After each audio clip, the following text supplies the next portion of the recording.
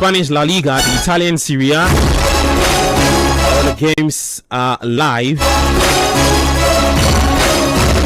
That discussion. Many thanks for choosing, as always, Saturday, Sunday. This is the place to listen to.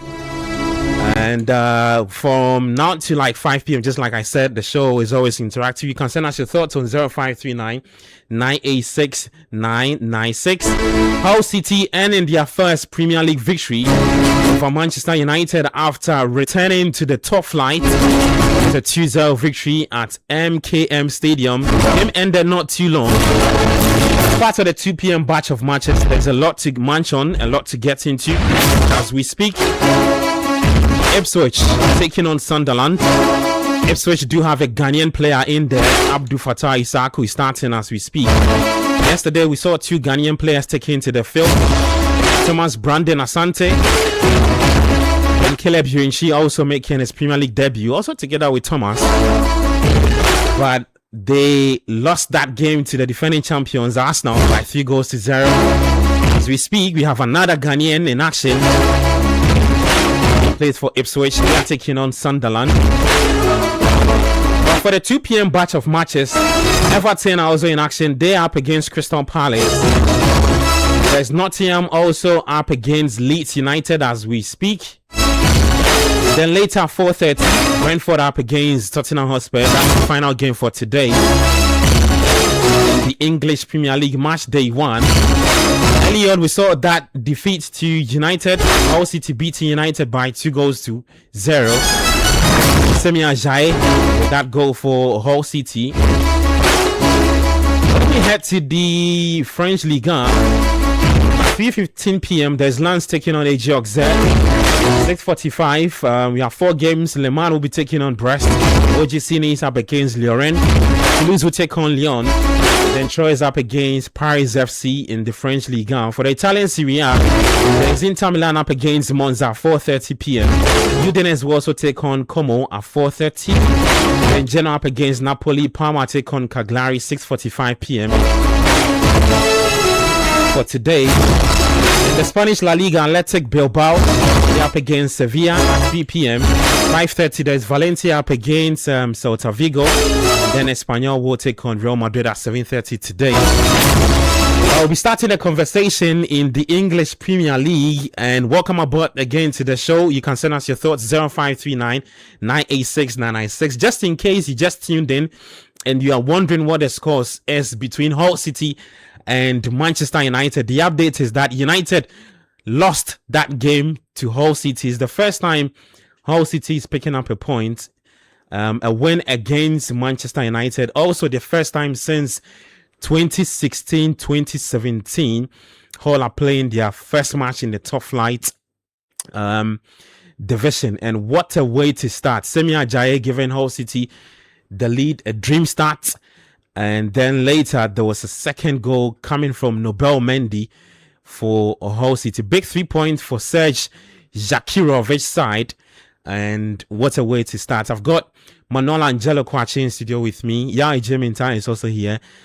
Coach Christopher Nimley will be joining us pretty soon. You can also send us your thoughts 0539 986 996 0539 986 996. If you're listening to us on radio, it's 97.3 Citi FM. Well, let me run you through the starting 11 for that game between Hull City and United, just in case you are wondering who started for the two clubs. Let me start off with United, who are the away side. They line up in a 4-2-3-1 formation. Sani Laman in post, a back four of Mazrari, Harry Maguire, Aiden Haven, and then Luke Shaw as the back four. Yuri Tilleman played in midfield together with Andrew Santos, the two making their United debut in the Premier League. And then there is Brian Mbuemo, Bruno Fernandes playing as a 10, Patrick Dogu also started. Matheus Cunha led the attack for Manchester United. And a part of Hull City, their formation was 5-4-1. It was Zolakis in post, a back five of Cole, Semi Ajayi, Egan, Mendy, and then Gauss making the back five. And the midfield four, they had Bellumi, Crooks, Slater, and then Stroud as the midfield four. And they had McBurney leading the attack for Hull City. They beat United by 2-0. I've seen your comments already on YouTube. Some already reacting to the United loss, and some also asking where is Coach Christopher Nimley to come explain what happened to United this morning. You can also send us your thoughts if you are listening to us on radio. 0539986996 0539986996. Welcome aboard. Like I said, 3 more games actually have started. The 2 p.m. match of matches as we speak. Ipswich are taking on Sunderland. It's goalless. 11 minutes played already at that ground. Kwachi is here with me. Let me take his initial thoughts, and then I'll run you through the starting 11 for that game between Ipswich and Sunderland.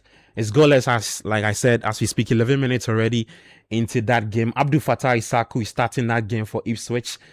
He moved from Leicester City these days. He plays for Ipswich in that Premier League. Charles Owusu-Kumi is also here with me. He's a big United fan. He's got mad love for United, and I'm sure he's got a few things to say today after United's poor start. But yesterday, the Premier League started. It was Arsenal beating Coventry by 3-0. We had 2 Ghanaian players also playing that game. Fire of baptism for Caleb Yurinchi in that midfield role. He was played by Frank Lampard. Very advanced. We'll talk about that game later. But let's start off the conversation. But with the United loss, Charles is here. Manuel Angelo Kwache is here. Charles, guys, welcome to the show. Thank you, Gabby. Today you decided to visit us. I understand the occasion. I'm just paying it's quick big. visit. A quick visit. You have a few things to say. Yes, I do. I mean, look, I just watched the game. Very disappointed with the performance. It's not about the loss. It's more so about the way they lost that game. Very lethargic performance. It's as though they are still in preseason mode. Okay. Like you just show up. I don't know if they underrated Hull City. Like you just show up and they'll give you the points. But in all departments of the game, United, they were playing second fiddle to Hull City. Hull were the better side defensively, even in midfield. Yes, they did allow United have the large share of possession, but eventually, especially on set pieces, they look stronger. United looked like it's like their legs are heavy. They couldn't run. You know, I have a few concerns with the defensive setup for United. It's looking as though they need to go into the market and get a central defender. I was hoping that Lenny Euro and Aiden Heaven would create this kind of partnership going forward for United. But after watching Heaven today, he doesn't look like he's ready. He's not ready for the Prem. He's not ready. Yes, young, good footballer, but physically, I don't think he's still ready. I don't know how Euro would also turn up when he shows up in the games. But we've also seen today that, look, you cannot be relying on Harry Maguire, Luke Shaw, you know, to get you through the season. Yes, I know that United are in the market for a left back. This game, the showing that we've seen today, especially from left back, especially from Luke Shaw, at some point of the game, he looked so tired. United need to go into the market, you know, pay the money, and get that Newcastle boy. Because Lewis Hall, you prefer him? You think he'll do a decent job, Dan? Absolutely. I mean, he's younger, and Luke Shaw, he's been at United for how many years? He's been there for more than 10 years. He's giving everything he can give to the club. Yes, he suffered a horrific injury. United have been faithful to him, but I think at this point, he should be back up to a younger left back. Or you could even push him into central defense so that he can play there too. Yes, because he has lost a yard of pace, and he cannot be your first choice left back if you want to win anything. Because the Champions League places this season are going to be very difficult, and United need to get into the Champions League again. So go ahead and get a left back. In central defense, I think they need another experienced central defender, because you cannot rely on Martinez. He's almost always not available. And like these young boys, I don't think they are ready yet. And of course, Harry Maguire, he is not the quickest, and so you cannot play a high line with him. It affects the way Carrick wants to play. In midfield, I don't think the partnership between Tielemans and Santos worked well enough today. First time playing together, it's understandable. And I also have an issue with that Dogo experiment out wide. Look, it kills me every time I see it. Yeah. I understand that, yes, he's got energy, he'll track back and all of that, but please, United is a big football club. Unless, of course, the club accepts that, well, they are no more. But I still think that Man United is huge. Yeah. And you cannot be playing Patrick Dogu left wing, left side forward, whichever way you want to call it, in 2026. Those are areas where you need creators. And he's not a creator. Yeah. A winger who is adventurous, somebody to take on. Yes. So I didn't get why he started him when he had Marcus Rashford. Maybe he wanted to ease Rashford back into the league. I get it, but that experiment clearly didn't work. Some people say because at the tail end of last season, I think that's when the experiment started under Carrick. Yeah, he was. Yeah, And look, so he's not a terrible footballer. Yeah. So there are some games at some points every footballer would get some sort of form, a good run, but consistently, can you produce at a level where you need your wide forward to be producing? No, certainly not. So I still think that if Rashford is staying, well, he should be your first choice there, or Matthias Cunha. If Šeško is playing and then Cunha needs to come out wide, then you have either Rashford or Cunha. But that Dogo experiment should stop. It should stop. And he's also not a left back. He's also not. He's a left. So what's his best? He's a left wing back. He was primarily bought. For what's the name of this coach? You mean the Amorim, right? Ruben Amorim. Yeah. It was primarily bought for him as a left wing back. Yeah. And of course, because Amorim is gone, Carrick has switched to a 4-back. So now you don't know whether to play him as left back or as left a wide forward. Yeah. And now he's playing there because we seem to lack options. I don't get it. Like, why should a club like Man United be lacking options at wide forward? In the past, that's been our bread and butter. We've had players like Nani. That position has produced top so players. Yeah, I think that they need to look at that.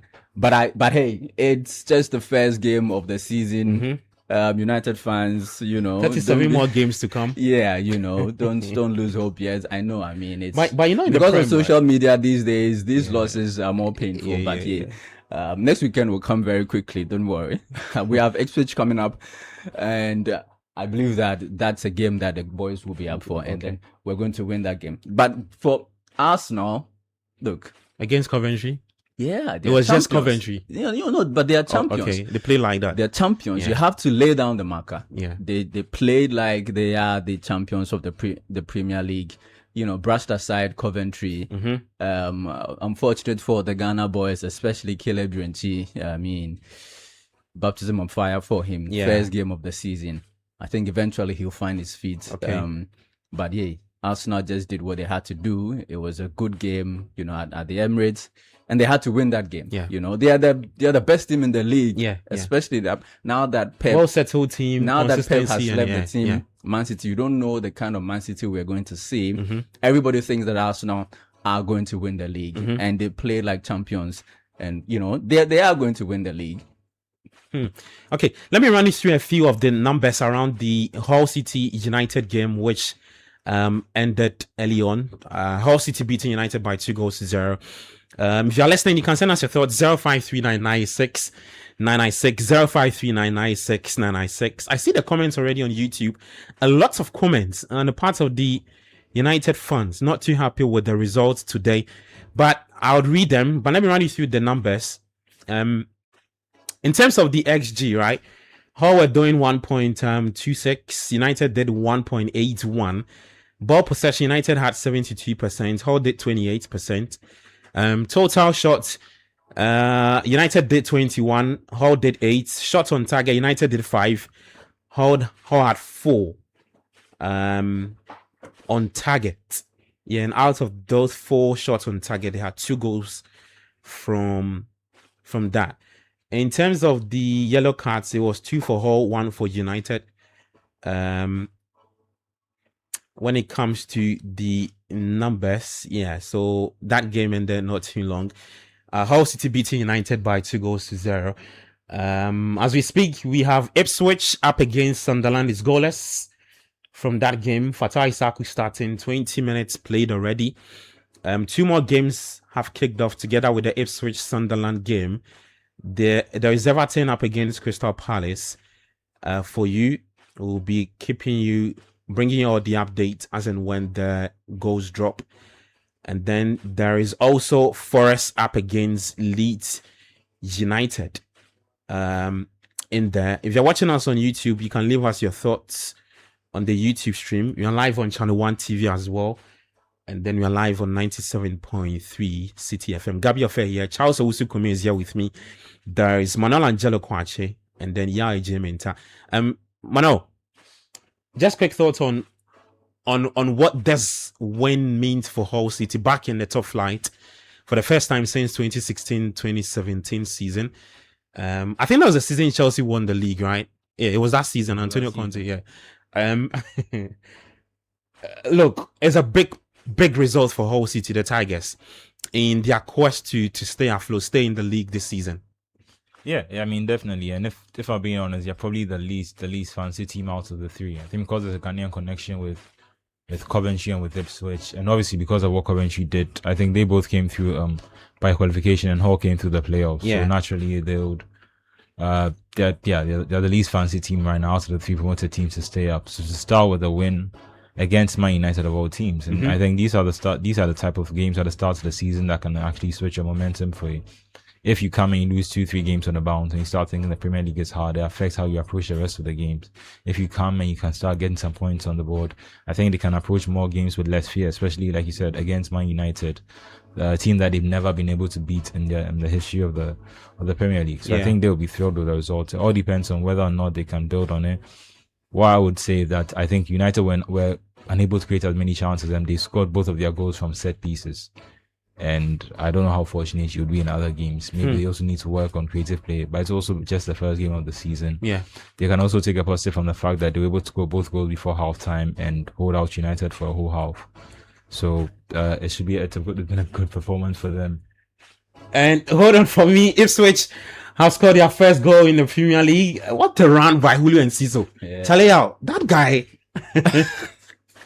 Oh, what a run! As soon as he took the ball, he went past the defender. The defending was also very poor. The defending was atrocious. Sunderland, I mean, they should have done better. I think they really should have done. Who scored a goal for Emerson? Okay. Or Emerson, because his name has double N. Yeah, on that. It's not your regular Emerson. Yeah, the left back. N. Yeah, it's double N. Yeah, so Ipswich 1, Sunderland 0. Look at that run. He gives the ball away, and Siso just picks the ball, goes past him. He has another defender to deal with.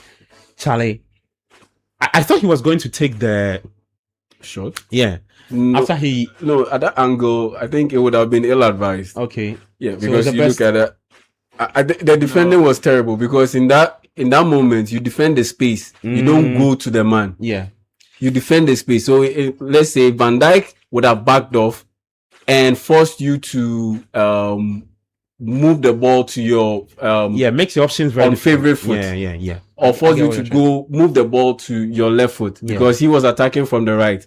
So he would have opened his body up. I mean, Charles is here, he knows his basketball. He would have opened his body up in a way that will force you to go to your unfavorite hand. Okay. That's how you do it. So what? It makes the angle difficult for you. It makes the angle very difficult for you. So that's how you defend the space. In this case, he wanted to defend the man and the ball, and there was no way he was going to come out with anything positive, because Enciso had acres of space to work with. Yeah. He could go left, he could go right.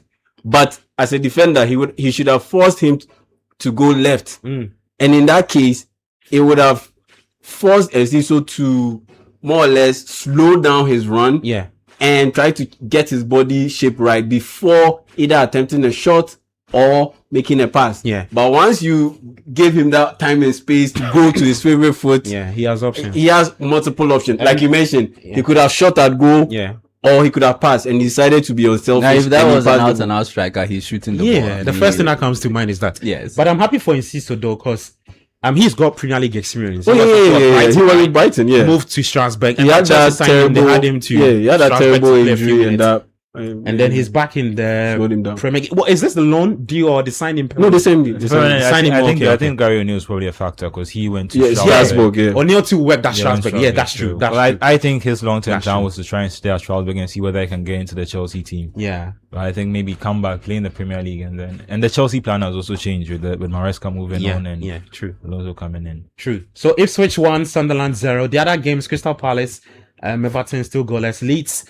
and then Forest still goalless in that game. But just your thoughts on United's loss. The United fans are already upset with the result. Of course you'll be upset. I mean, because at the end of the day, it's the opening game of the season.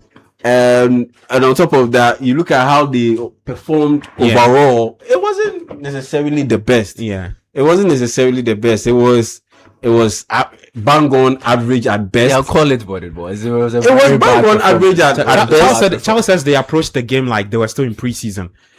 And you can make a serious argument about that because the urgency was lacking, and I mean the passes needed to be played a bit sharper, quicker, faster, and it was a bit laid back. And if you walked in and you didn't have the benefit of a scoreboard at the top of the screen or corner of the screen, you would have thought the game was goalless for the most part. And that for me is the frustrating bit, that you are down by 2-0.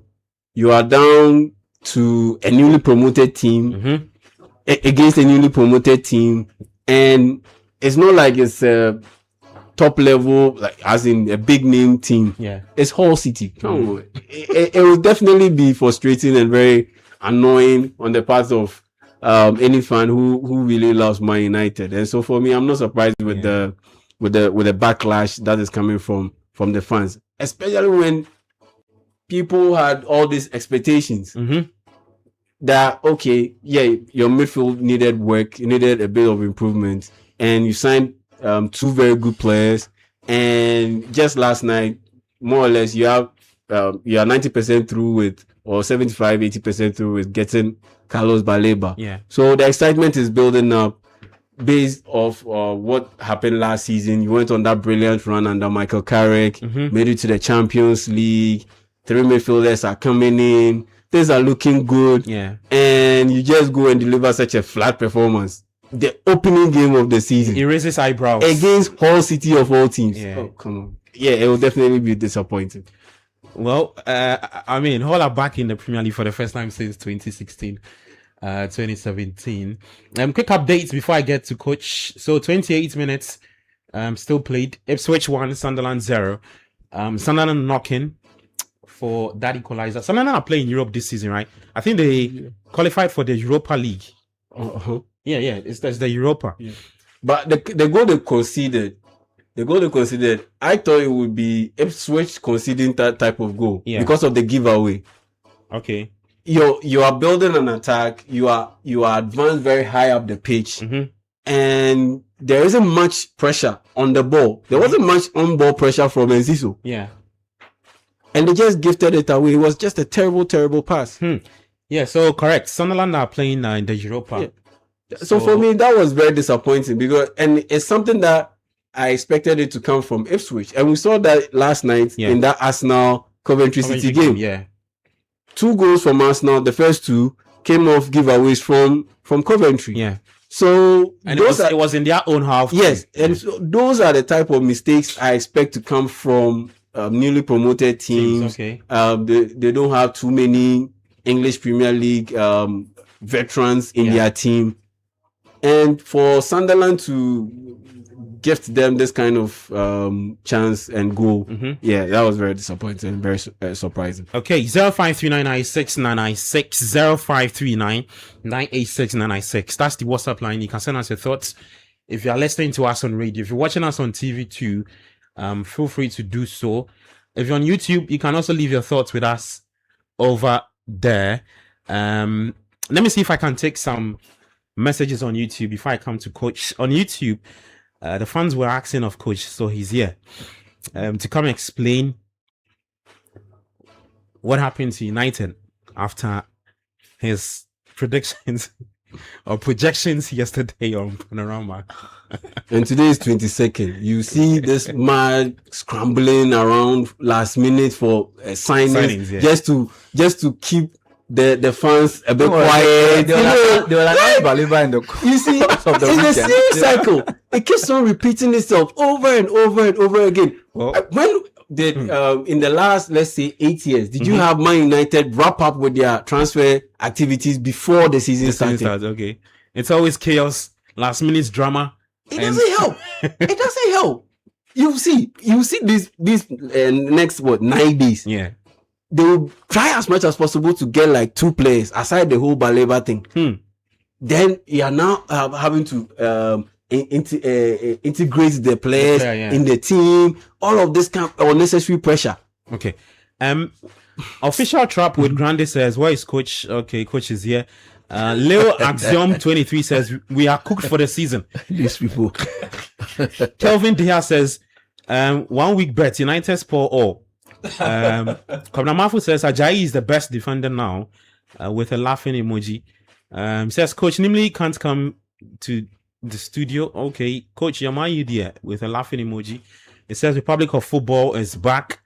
Let me see. BB9846 says, United's defending crosses was always going to be a problem this season. Why was Ahmad not on the bench? Okay. Maxwell Ifia W 7M says, good afternoon, Gabby. United don't spoil things for boys, but Hala Madrid all the way. This is Maxwell aka Manzi texting from Ashaman. Okay. Gilbert Amankona 5452 says the defensive partnership should not start again for United ever again. I think Charles spoke about that. Komnamafu says, Bakama, okay, calm down. It's United fans. It's their first game of the season. It's normal. Let's see. Normal. He says normal. Sweet Kwame says United got a haul of a beating. Okay, Coach, let me bring you in. The people are looking for you. You see, it is very beautiful when such things happen and everybody want to hear your version of it. Agreed? Yeah, agreed. And for me, my know-how of the game would tell me that there is absolutely nothing to be overly worried about when in the very first league game your team loses a game and then hell must break loose. But having said that, maybe context matters. let me quote Michael Carrick. Okay. After the game. After the game. Oh, okay. It's on City Sports Online. He says, Oh, okay. one game doesn't change the whole direction of everything. But we need to be aware where we need to improve. We will stay calm in our bubble. It's one game. Okay. For the again support union people, every game matters. And for the haters, of course, who would not pounce at the opportunity of what? Trolling your collapse or of course, the opponent's definitely. collapse. Yeah, I get you. But having said that, there's no justification for losing against Hull City. Okay. With all due respect, they've never beaten Man United before. Yeah. Never. And so today, Carrick breaks or sets a new record. Again, we watched the game. Agreed. We were in the newsroom and we watched the game from start to finish. One thing that was very clear is the fact that the fitness of the United team was very questionable. I see. And it is understandable. because all of Man United most influential players have just had maximum 2 weeks of training. It will apply to all the other teams that had most of their players at the World Cup. Yeah. So Maresca said same after City lost to Arsenal in the Community. So these things are bound to happen. Okay. But if you look at the fixture list, if you've got Hull City, you've got Ipswich, and you've got Everton, Hull away, Ipswich home, Everton away. If you're a Man United supporter, you should be thinking that, look, this is a possible 9 points. Because that fourth game is against Man City. And against Man City, anything is possible. What you don't want to be doing, you don't want to be playing Man City at Old Trafford with you having only 3 out of a possible 9. It could end up being 3 out of a possible 12. Or it could end up being 6 out of 12. Yeah. That is where the frustration is coming in. Again, when you look at Ineos and the Glazers, you want to ask yourself, do they truly understand the magnitude of the team they own? At times I look at it and I say, look, maybe they don't understand it. So in terms of the approach to the club's ambition, look, the last time Man United did business very early in the season, they did not only win the league, they conquered Europe. Do you remember? what was that?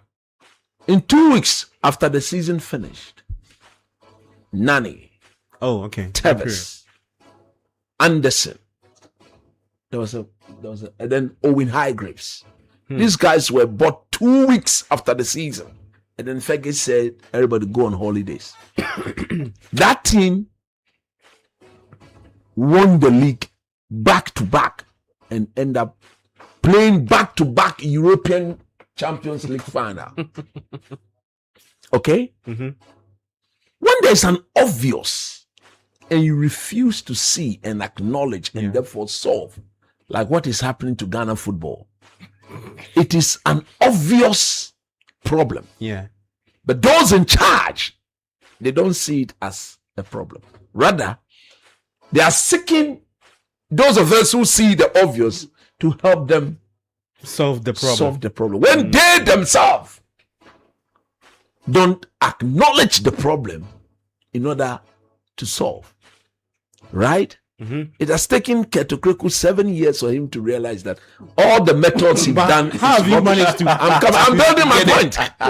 I'm building my point. But we are doing EP. Allow me. It's EP I'm doing. Allow me to build my point. Now, when you go to Ineos and the Glazers, Yeah, stay on track. it has taken them, or even in their case, they are even yet to acknowledge that you can still not be relying on Maguire. Maguire was done 5 years ago. You remember the famous size 50, the MP, these guys. He was done like 5-6 seasons ago. That's right. Yeah. He's been done 5-6 seasons ago. But if you think that in the absence of Matisse Delete and Lisandro Martinez, Maguire is the one to replace them and dominate. You are joking. Coach, let's hold on for me. What a goal! I just knew that was entering. Ipswich 2, Sunderland 0. No. 1-1. What's the guy's name? Angulo. What a free kick! That was well taken.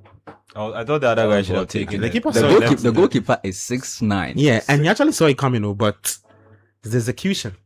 6'9", and to beat him the way he did. Look at that again. Just picks his spot and plants the ball there. Oh, God. Oh no, the keeper should be doing better. He just talking. He should be doing better. Look, the ball didn't nestle in the corner of the top corner of the net. But to be fair to the keeper, the ball hits under the bar. No, but he should save this. Before it hit under the bar. I think it has to do with his movement. Yeah, but he's tall, so he's slow. Yeah, so he's he slow. couldn't sort out has his to do with feet the movement. properly. I mean, you are 6'9". Look at that wingspan, and you couldn't prevent this ball. At least tip it off onto the post, onto the crossbar. And let His it come position off was the he was crossbar. too closer to the line. He needed to step up. Okay. Well, But that was I think Yeah. the dip on the ball was crazy. Wanya did. The way he hit, Okay. So 1-1, Ipswich 1, Sunderland 1. Coach. Yeah. So like I'm saying, Luke Shaw, everybody, every United, even look, the youngest of Man United supporter clearly looks at Luke Shaw and say, this guy, he's done. If there was any reason why I didn't want the job to be given to Michael Carrick, these are some of the reasons why. Amorim was not sacked because he was not performing. No. I maintain that maybe he didn't start well, but at the time he got the sack, Amorim was 6th on the league. He needed the money to go and buy. He said, bring me Semenyo. Semenyo said, okay, then let go and buy the midfield. Because in the summer, United had tried to buy Carlos Baleba. Yeah. So in January, if you say you've not got money, but you've gotten the money to go and spend on Semenyo, and Semenyo chooses Man City, give me the money, let me go and spend on the player who I think would solve the problem. They said no. Use the team the way it is. So he went, Carrick came, and for one reason or the other, Casemiro was absolutely brilliant. Yeah. That was what, in my view, rescued the situation. But you've gotten the whole summer. Maguire, Efweji. Look at Luke Shaw. When he stands and you look at him jogging, what do you see? I see a player jogging. And you see him running, what do you see? But he's running. What do you mean? Can you differentiate between Luke Shaw running and jogging? So what? You're saying he has no pace. No, but trying to talk. Chance died the man. Coach. He steps. No, I'm telling you. If look at the way he's shaking from the back. Did you watch? Oh, coach. No, but we're in the newsroom. You saw that, right? Chance, didn't you see? Yeah, I mean he's lost so much pace. Look, Before you came in, Charles highlighted that problem. He couldn't run. Look, when the running, one of the boys took the goalkeeper to save the situation. It is just game one. Okay. It's annoying, like you rightly said. They will now go and do what? I wouldn't say panic buying, but they will be scrambling To go and you see, the player you know, the coach have told you, give me this boy to replace this man. You should have paid this money long ago. Now they are going to go ahead and pay the money anyway. That is stupidity. You are sleeping on the job. You are completely sleeping on the job. Look, as a United supporter, I said it's unacceptable, but to some extent, I'm happy it happened. I'm very happy. Yeah. I clear. Because if this is Hull City, now exposes the deficiencies, right? You see, not in the team, but how incompetent The top hierarchy are being. So now the supporters now will now begin to shake themselves. Once they start shaking, like they've started already, you need to go and act. But once again, it's an act of you not being in line with what is needed. And that is why you are put where you are put. You remember we're watching a game, the cameraman, for one reason or the other, put the camera on Barada and Wilcox. It stayed there for close to 1 minute. I've never seen that before. You remember I said, but what is wrong with the cameraman? Move, the ball is going on. Why are you keeping the camera? And say, look at these guys. I'm exposing them for you. Look at them. Yeah, actually. Hull City 2-0 against United. This should have been a 3 points in the bag. You beat Hull, you beat Ipswich, you beat Everton, you welcome Man City. Yeah. Then you're well prepared. You're well prepared. Anybody's game. So anybody's game. Yeah, derby. If you can get 1 point, that is 10 out of the possible 12. Look, Baleba will come. He'll come and solve a problem. Matisse delete and Martinez are maintained when they are fit at the two first choice defenders. Okay. Martinez is fit, but he's not trained enough to throw him into a game like this. Even a player like Matthias Cunha, should Sesko be playing in this game? No. Because the team became so desperate. He's not had proper preseason. He just recovered. Why are you pushing him? It's because you have refused. Where is Zexi? He had the whole preseason. Yeah, I thought he did a decent. And when the team was in need, Carrick didn't pay attention. Yeah, to him. I thought he had quickly a take decent the outing. money and let him go and use the money to go and buy somebody you will need. You be playing the Champions League. Clearly, you cannot get booted out of the cup competitions like you did last season. The very first round, you got booted out of it, right? Yeah. The very first round, you got booted out of it, right? I'm sorry. Yeah. You got booted out of it. The first round, you got booted out of it. So what I'm saying is that it is game number 1. I'm not happy they lost, but I'm happy they lost. Yeah. Because you are sitting on time bomb. It's earlier the earlier the bomb explodes, the better. Because it's a marathon of a season. I would prefer the bomb to explode now, where there's an opportunity for you to fix, so that you go and fix, than for the bomb to explode when you don't have the opportunity to fix it, and then you are all over the place in 6s and 7. Again, tactically, Carrick would now have to demand a bit more. You see, when players are comfortable under a manager, it's difficult to get them to work for you. Look at Luis Enrique. Look at Pep Guardiola. When the players are comfortable, he begins to ship them out. Yeah. Agreed? Yeah. Enrique will tell you that if you don't go and trigger, you are out. Yeah. If you don't run, you sit on the bench. You think Michael Carrick can begin to demand that from these Man United players? He has to. If he doesn't, he will be sacked before January. I'm not calling upon, no, that's not what I'm saying. But I'm looking at the long term. Yeah. Look, today I watched the game, right? And to be honest with you, there were 2 players who impressed me. Who and who? The Santos boy Okay. and Mazwari, in my view. Okay. You could see a bit more urgency with whatever they were doing. And for the way Santos is playing that DM role, I think that is the way it is played. He picks it up, pop. He picks it up, pop. He picks it up, pop. Yuri Tillema will definitely come good. Again, he's one player who have had only 2 weeks, 3 days of preseason. Yeah. Matthias I think the Cunha. signing was done like last 2 weeks. Matthias Cunha, Bruno Fernandes, they've all not had proper. So they will hit their form 2-3 weeks from now. But it doesn't mean you should begin to lose against Hull City. Clearly, next week's game against Ipswich is a must-win game. And the game against Everton, you cannot go into that game against Man City having only 3 from a possible 9. It's unacceptable. But from the way Maguire is playing, you saw the second goal, right? We analyzed it in the dressing room. Yeah. You are the best header of the ball in the team. Even that, I've always doubted, because I've never seen him attack. I've never seen him throw himself to dominate area duels. He only dominated the one the ball is within his zone. But I saw the likes of Nemanja Vidic and Rio Ferdinand as best headers of the ball. They were not waiting for the ball to get to them.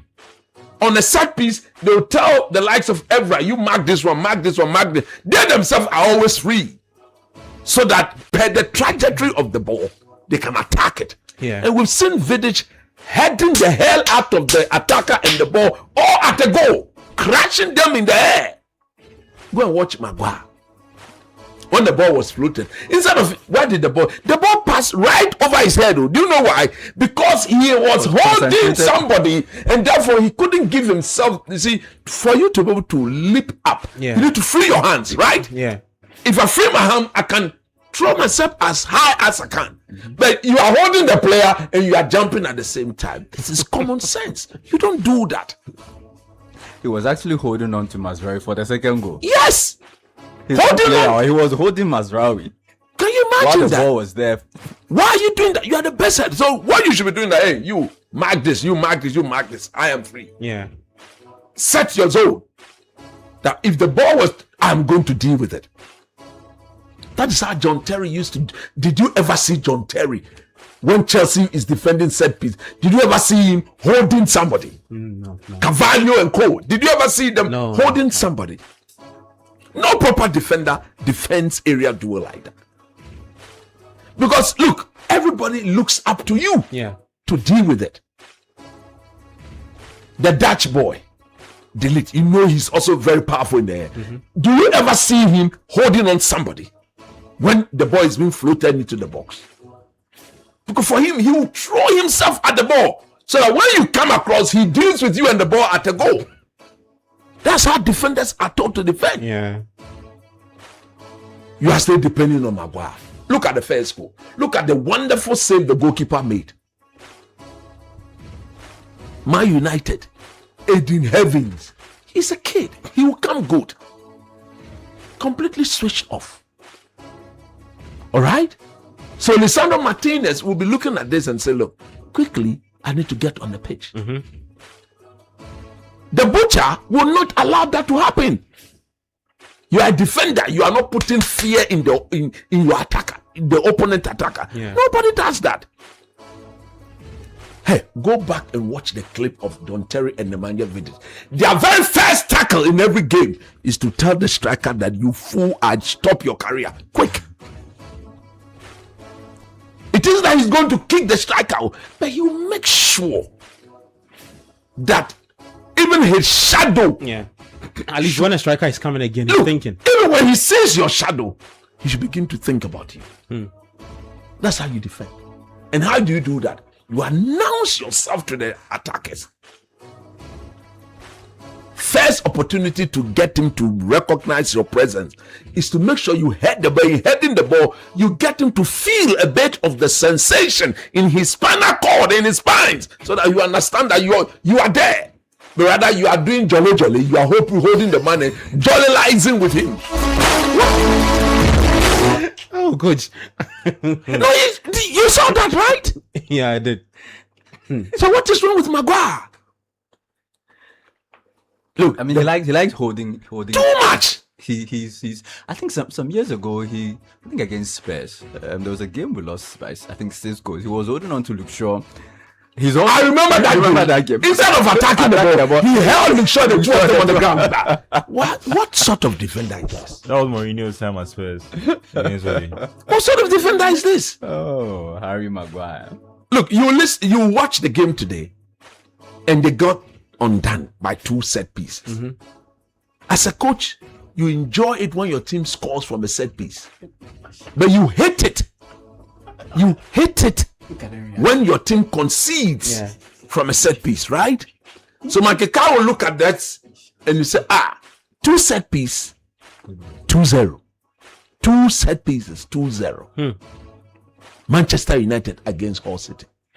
But look, one of my friends said, he sent me a picture of myself that is on another platform, and I was just asking myself, you see, tell those people they are making me your picture. Somebody else also sent your picture. They are making me more and more popular, and I'm grateful to them. For me, I understand football to the extent that when you do this, it doesn't move me. I know today I'll win, today, tomorrow I'll draw, the next day I'll lose. So I'm always acceptant to whatever cometh my way. Cometh my way. I'm always acceptant to that. But what they should know is that it's a long season. The day your team loses, they should also take it. Just take your picture in a very good mood and put it on the platform so that we all enjoy you. But it was a very not the best way to start the season. If I'm a manager, I'll look at my first 3 fixtures as a Man United manager. I think that should be a possible 9 out of 9. Because against Man City, everything is possible, right? Because this is Dewsbury Hall. Yeah. He scored Everton's first goal too. That's right. So against Palace. Let's ensure that you are able to do the very good things to enable you.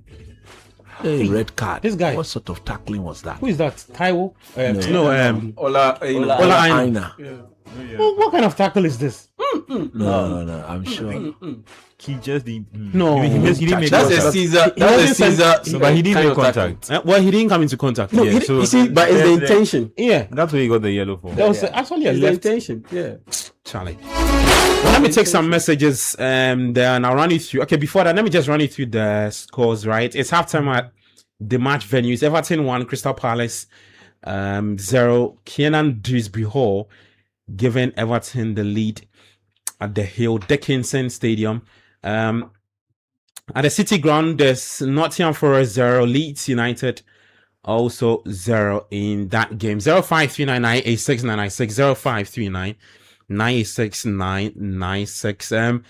This one says, okay, let me take this. It says, good afternoon and welcome back, guys. We didn't go on a break. We're fully active. I'm Elisha, inside a Sherman. It says, if this is how United will be playing, then they would have to visit where Araujo went to get his mental healing in Israel. Because this can't be real. Destroying all my bet slips against a newly promoted team. He says, it takes me back to Brentford trashing. They have to win some, right? you always want to win. It is give and take. Yeah. You know, it's all the betting day. It takes you you back win to today, lose today. It says it takes you back to Brentford trashing Arsenal 3-0 in their first EPL match some years ago. Okay. Nathan from Kaswa Yeah, I think says, that was under the Dutch manager. says Erik ten Hag. the EPL season is back as well as the Republic of Football. As United fan, I was never enthused with this Carrick signing. Yeah, Carrick helped the team gain UCL football, but he's not the ideal coach. You can bet. You know my We stance said on it, it. yeah. You know my No, stance on but it. this Yeah. is the same problem that they are going to have throughout the season. As soon as there's a And problem, this As soon as line, there's a loss. this very line will Yeah. will really turn out to match the 38 Yeah. unless he's been sacked. and yeah, I mean that's where Chelsea hope that someone like Jabi brings in a difference, because once you have someone like Jabi alone, so everything can be explained with it takes Now time. look at what he's saying. More quotes of him is being said. Another quote is this. Michael Carrick said, I might be talking calmly to you, but I am not calm inside Hey, and enjoying. wow. And yes, I've not. Is he on fire? Yeah, I've not. no, you seen- see, you remember I said he's built a good relationship with the boys, but I just hope it doesn't become overly friendly. For somebody who played under Ferguson, Yeah. they describe Fergie as a fatherly figure. Yeah. That if you don't perform on the pitch, that fatherly figure will always remind you that before, or to attract me or to get me to take you as a son, you do the job, Yeah. and I'll do my part. And people will be, because one thing that I like about him is his calmness when things are not going well. Even when things are going well, he still maintains his composure. That is good. Yeah. But for me, what I needed to see, the sort of response I thought I would see, because remember when we were watching the game, I still believe that even at 2-0, Man That United United to would come come back. I said that because the sort of response I thought I would see from the team in that entire 45 I mean, yeah, minutes, they had the I whole didn't see. 45 minutes to get back in the game. I didn't see it. And they created just one chance. Up that Cunha 10 Yes. to boom where the keeper. And for me, I'll be looking at the manager. What did you tell them? Did you remind them that this is Hall? Did you remind them that although it's a game at a time, but it is 9 out of possible 9 per the fixtures before you play Man City? There are short, medium, and long-term goals. Okay? Yeah. You tell them that. Did you tell them that this is not acceptable? We will not lose this game. That, for me watching, I should see in their body language. I should see in their desire. I should see in their fighting spirit. I should see in their hunger. I didn't see any of that. We all watched the game. They look as if they were the one in charge. Very lethargic, very slow. Players not moving off the ball. Okay. Completely non-existent. Yeah. So people will ask you, that is why these questions are asked for him to tell, look, I may be calm in front of you, but you don't know what. Yeah. The moment you start explaining yourself along that, you pray it get fixed. But if it doesn't get fixed, the narrative will simply be that you've lost the dressing room. Yeah. Okay. It says just look at how De Zerbi is demanding signings here and there, while Carrick is flirting with the Fletcher. Look sure. Just because Glazers it was Ineos that in Carrick they can have their way, but for the AC Milan match and for the uproar from the United fans, there won't be Baleba to even talk of a new left back. Okay. It says United didn't play very well. Their next game will win my. Okay, I don't understand your message. It says good afternoon, Gabi Milito and the team. Thanks for your analysis on the game so far. I'm sure with this performance from United, coach will definitely be changing his top 6 teams again. Okay. It says good afternoon, everyone. This is Brena from Nungwa. It says what happened to United is this: Dogu should play left back. Tielemans and Santos should not play together. The front line should be Zexi, Mbeumo, Rashford, with Bruno. Let me finish. With Bruno behind them, and then a game could have been different. But I hope the owners buy Louise Hall for the left back and another centre back. Okay, yeah, you want to explain? No, just a quick one. Is it Tielemans and Santos should not play together? But who should play there? Who? But okay, maybe Baleba comes in. So and you have who will you pair with? Against a team like Hull, you don't need more than 2 natural ball winners. You need more of players who would take the tempo. So Tielemans. But Maya, you asked an interesting question. So if Baleba comes in, what will be the composition of the? What changes in that midfield? And that's why I made a point that yesterday that I don't see a proper DM because right now Man United have a plethora of 6'8", 6'8", 8'10s. Also, you need a specialist in a very sensitive key area or department of the game. I think because Andre Santos, you tell you I'm a DM, but I love him when I play as a box-to-box midfielder. Carlos Baleba, clearly he's a box-to-box midfielder. Yeah, he's not a box-to-box midfielder. Per what me I have seen, per what me I have seen, per what Alex Song, a player who has played as a DM at the top level, has seen and has stated that this guy is a Yaya Toure. He is not a DM. I have listened to Rocky, I have listened to Poscos, I've listened to other players who said he's a proper DM. Granted. You have Andre Santos, you have Carlos Baleba. You know Tielemans too can play as a 6, as a proper register. Kobe Menu can also play as a 6 in the proper register format. So all of these guys 6'8", 6'8". Where is the proper DM? I don't. You don't have it. Can I answer? And you can also have a situation. I see a lot of people making the argument that you see PSG, they don't have a proper DM. They have 8'6", 8'6". All of those guys. True, but do you have Bruno Fernandes at PSG? You see, that's where you need to check it. Okay. You have a Bruno Fernandes at Man United. He's an integral player. They are not going to drop him. Once he is there, that whole hybrid midfield style, it does not work. You see, let me. It won't work. Let me. Now look at it. Yeah, I have to take the reason why you should bring in the Baleba. 1, Andre Santos alone cannot play in all the games. Andre Santos fundamentally, it's a long season, lots of football to play. A competition, or we need somebody to compete with him. There will be games, whether I like it or not. The two of them will be asked to play against Hull City again.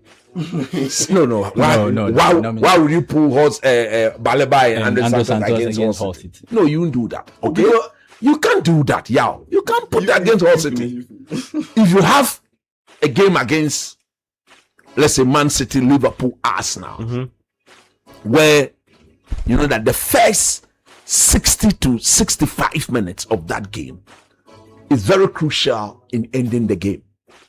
You need legs in that midfield. Baleba gives you that. He gives you total physical presence and dominance when in possession of the ball. How many times have you seen him being dispossessed or brushed off? I'm not saying he's not. But in terms of that player who can protect the ball in tight situation and drive through the hole from deep, that is Carlos for you. Okay?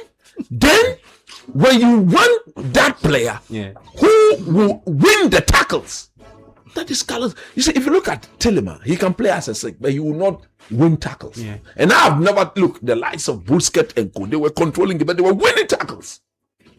Okay, the only player whom I thought or whom I know for sure when he got brought back into that role, who was not fancying the tackles was what? Andre Pello. But even that, he had the likes of Gattuso and the likes of Odysseus. No, not even Sidot. Ambrosini, yeah. In and around him. So hard workers around him. That's it. Okay. To more or less take away the deficiency in his game as a DM. Yeah, okay. Agreed? Now, in Yuri Tillman, if you ask him to play as a number 6, even if he's to play, you need somebody who can work tirelessly and make sure that he's not overly exerting himself in winning the balls. Which number 6 in world football? Even Vitinha and Co. Don't they win balls? They go in for the tackles and win and get the ball in control. So as for Baleba, it's a necessity that United get a player like that. You understand? But United have Balebas in their team. No. They have in terms of being able to grab the ball from the midfield as well as Baleba. There's no one testing. You tell him, can't he drive with the ball? Drive with the ball. He's a passer. He's a passer of the ball. He can't drive the ball. So you feel like Brainhead doesn't change anything? It doesn't change anything. It changes a lot. Fair. It doesn't change anything. It changes a lot. When he was at Aston Villa, who did he play? He had Kamara. Exactly. And those guys were the guys winning the balls for him. Isn't it? You get it? But you see, that's the thing. He was the guy who was expected to be the creator. No, but Man United already have a creator in Bruno Fernandes. Yeah. There will be games where another player who will come in and be doing all these creation. Because at the end of the day, you have a forward line. You have Baleba doesn't create. Matthews will create. Baleba does not create. Brian Mbeumo will create. No, so Baleba doesn't create. But I'm saying that.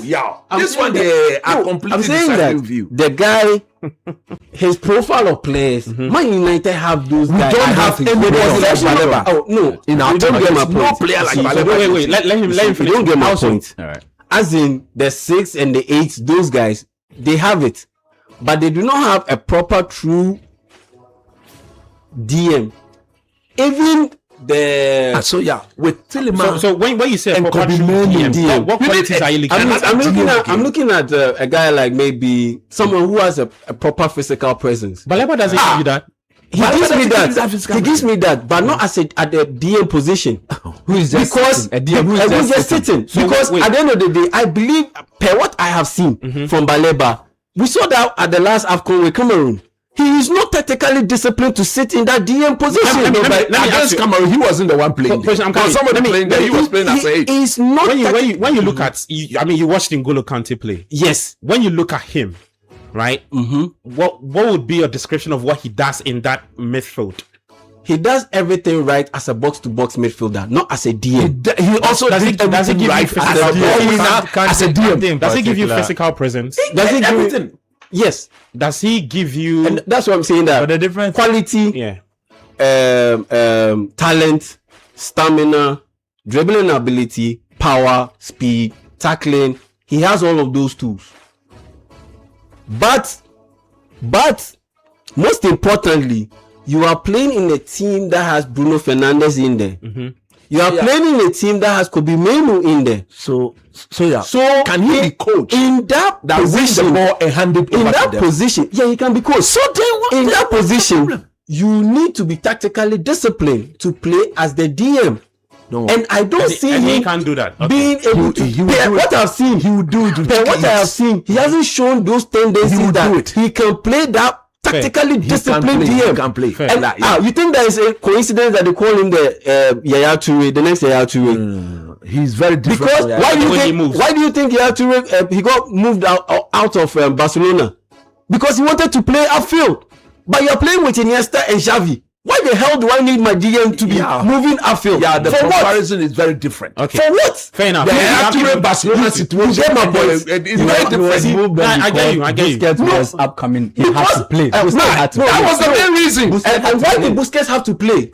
Because Busquets is tactically disciplined. It's that simple. When Yaya Toure moved to Man City, where did he play? Yeah. What did he playing as a box? No, they had Fernandinho, so he could afford. But when did they have another? This is a player who's even play as a centre back. Yaya Toure can even play as a centre back. Calm down. You're answering my question. No, but I'm giving you options to what you're saying. Yaya Toure in the Champions League final played as a centre back. That one too. You are described as a box to box. What is he doing as a centre back? Why did he move? Because he was frustrated that he didn't get enough games where he will be able to move outfield. Playing in the Champions League final as a centre back. That one is a one-off. Okay. Let me take. You guys need to calm down. Let me take some messages. Somebody is a box to box. Yeah. Yaya Toure, he could do box to box. He could play as a DM. Yeah. He could play as a centre There were back. other parts of his game. So too. there were other parts of his game. And that's where Carlos Baleba also falls in. So he can also play as a DM. He is talented enough to play all of those positions. So then, But why rule him out? Man United do not need that. Fair. That is what Man United. It's getting heated here. Well, what? Hey, what's he doing? He can't even sort his feet out. Like, They've missed the chance. There's still 1-1 though. 52 minutes. Ipswich won. Sunderland I've seen several also strikers won. receive that ball and 10 is on striking. their left, 10 on the swivel, and finish it with their right. Yeah. Instead of taking an extra touch with the right again. with the right again to position himself. You see, put the like body. his hold up is so good. His running is good, but just the finishing, like I don't know what's it with him. Oh, When he Charlie, gets and into Siso the does this with cheeky ease. Okay, and even after Wow. taking that Look extra at that. touch, that should be go. Even after taking that extra touch, he could have bent the ball to the corner of the net, of the goal, rather than shooting straight. Yeah. Because that side of the goal was covered. Okay. It says, good afternoon, City Sports. It's so nice to hear from you again as the season begins once more, especially Coach Nimley. It says, please tell Coach they should beg Casemiro to return or else they will suffer We are not joking here. in We are draws serious. conversation. Yes, we know it's early days yet, but I are not love joking. He's struggling in the MLS. No, he's actually making a fun of what the people are going through. We're laughing emojis.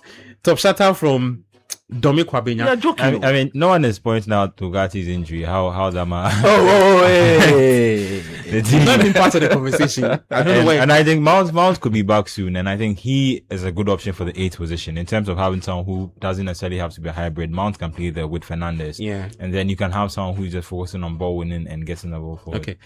He says, Joseph Butcher says, I like the way you are tormenting Coach with a laughing emoji. No, nobody's tormenting you. Nobody's tormenting you. We are not joking here. Nobody's You're having a tormenting very healthy conversation. He has a dissenting view Yeah, to the Baleba side. exactly, yeah. And my view is also very dissenting. I mean, he's making some very good point. Don't get me wrong. Yeah. I'm also making some very good, but I believe that the Man United I see needs a player like Baleba in their setup. Okay. It says, Tchouaméni, Coach, it says, Coach, an explanation 4 and 5. They form a better partnership than Luke Shaw and Maguire. But these things Coach is describing about John Terry Dems, Maguire did. Maguire did them during the warm up. Charlie, you should stop misbehaving. It says United didn't play very well. I want to take all the messages that I'll come back to you guys. It says United didn't play very well, but they'll win their next game. His name is Ramirez. Okay, yeah. This one says it's true that United don't have a proper DM. That is the real issue. Santos can pair with Baleba and maybe Tilleman comes on as a sub, but actually Dogu can play the left back position. So Shaws goes to the bench. Okay. It says, good afternoon, Gabi. It's your boy Jinyame. Yeah, he says it's your boy Jinyame because this United issues, unless God come to their aid. Okay. He says, hello, Gabi. Great discussions on the first few games of the new EPL season. The earlier we get Baleba and Manu Kone, our season will be up in smoke once the UCL starts. Okay. Probably our last midfield signing for. No, Man United is not buying another Any midfielder midfielder, that's because they said 3, they've gotten their 3, and that's it. Emmanuel listening from Teshi says, I think at this point United should focus on building up their team from scratch like Arteta did. Anyway, kudos to Arsenal They're fans still for relying on Maguire and co. an impressive game they played yesterday. However, you see that guy Zolis, oh my goodness, what a gem Arsenal have found. Well, if you continue this way, I think Arsenal can compete for all trophies this season. Kudos Because to you of guys. Zolis. He's quite good. It says kudos to you guys as well for your good analysis. Come on, the Gunners. Okay. It says I'm forcing inside Banana in. Why are you all underrating Liverpool this season? I was shocked with your top 6 predictions on Panorama. Will shock this world this season. Liverpool. But that's true. You see, let me tell them the problems of Liverpool. Isaac will not go the entire season without getting injured. Why? No, that's his record. The record is there. It's like Mason Mount. 2. Well, I agree that Newcastle had same. 2. 2. Florian Wirtz is going to struggle again. Oh, how? I've seen him of late. He's struggling. He struggled. Even in preseason, he's struggling. Did you see Florian Wirtz in preseason? He's struggling. Scored against. And then 3. Let me tell you, I feel 3. like you're just predicting. No. Look, the players that have left Liverpool. Yeah. They've In lost 2 seasons. You've lost Curtis Jones to Inter, right? In 2 seasons. I don't think he's I tell you, In in 2 seasons, the players that have left Liverpool, Luis Diaz, that Uruguayan striker, Salah. Mohamed Salah, Yeah. or the saying Kunate, Trent Alexander-Arnold. Look, Andrew Robertson. they are better than the current Liverpool setup. Go and sit down and analyze it. Go and sit down and analyze it.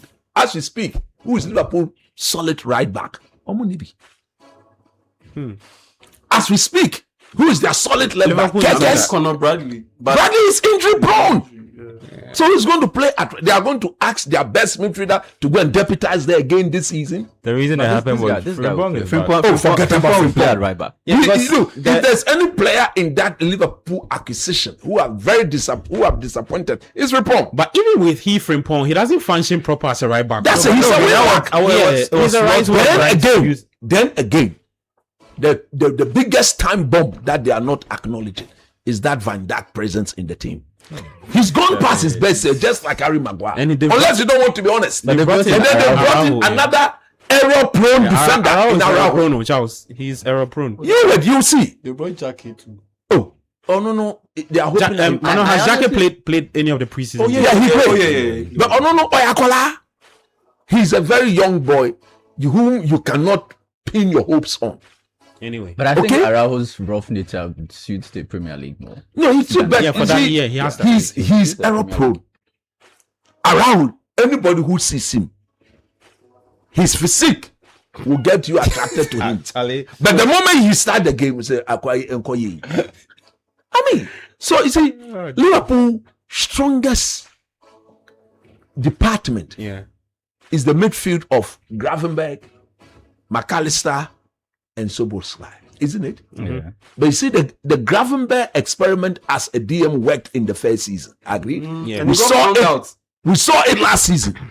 Is it going to replicate the first season? I doubt. Teams are studying table. Look, what are their potent goal scorers? Gakpo. Gakpo is going to AU. He's gone.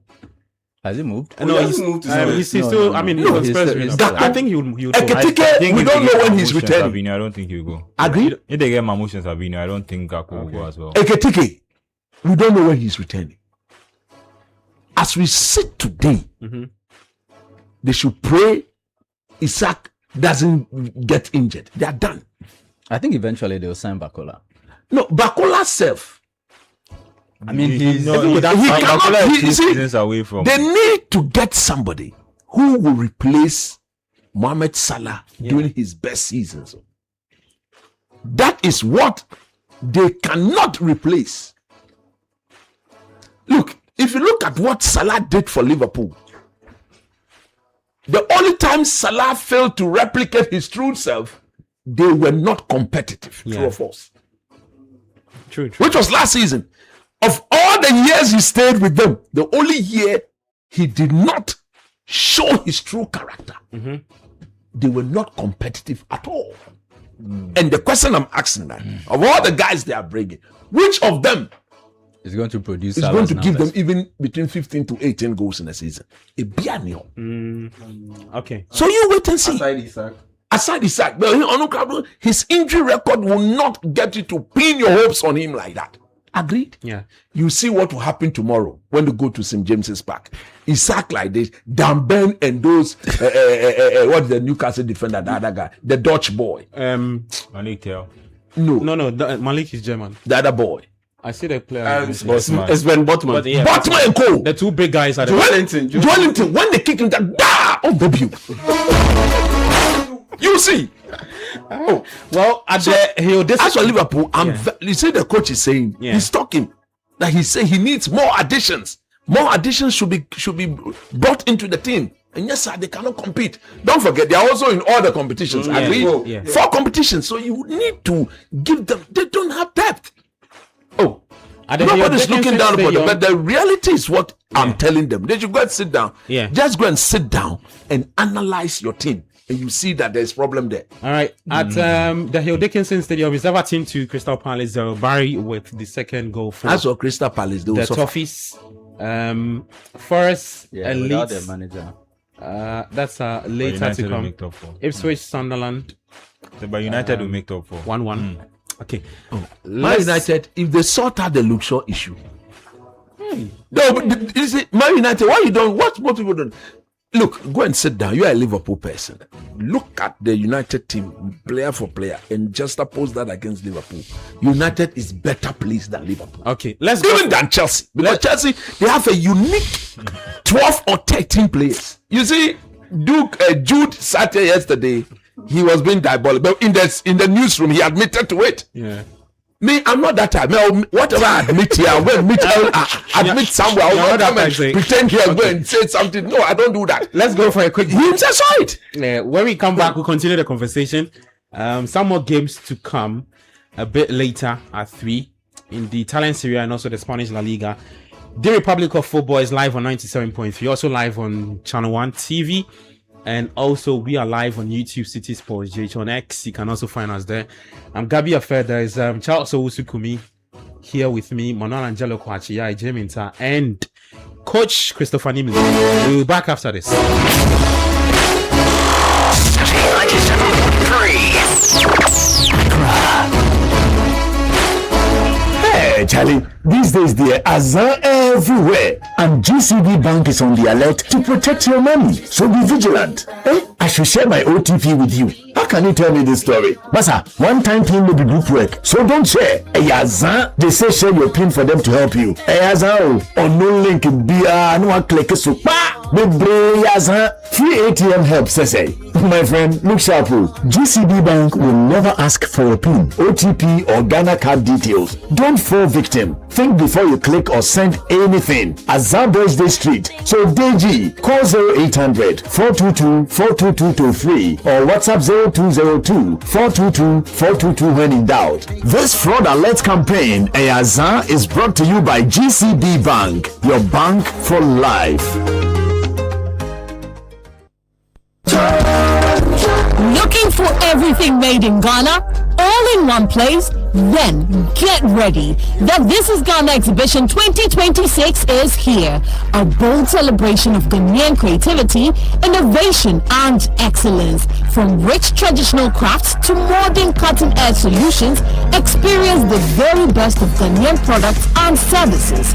Explore excellence across key sectors including automobile, agriculture, education, health, hospitality, fashion, technology, food and beverages, creative arts, beauty, retail, and more. This is the biggest Made in Ghana fair, bringing together SMEs, startups, manufacturers, local creatives, indigenous corporate bodies, entrepreneurs, and innovative businesses all under one roof. Discover brands redefining quality. Connect with industry leaders and innovators. Experience the energy of Ghanaian enterprise and creativity. The date is 29th and 30th of August 2026. The time is 10 a.m. to 5 p.m. daily. Venue, the A4 Sutherland's Children's Park. Call 0205-973-973 or 0558-973-973 to register. Come explore. Come connect. Come be inspired. Discover the brands redefining made in Ghana and experience the future of Ghanaian excellence. The This is Ghana Exhibition 2026 is powered by Channel 1 TV with support from Citi FM, and it's proudly sponsored by EcoBank, MTN, and the Ghana Investment Promotion Center.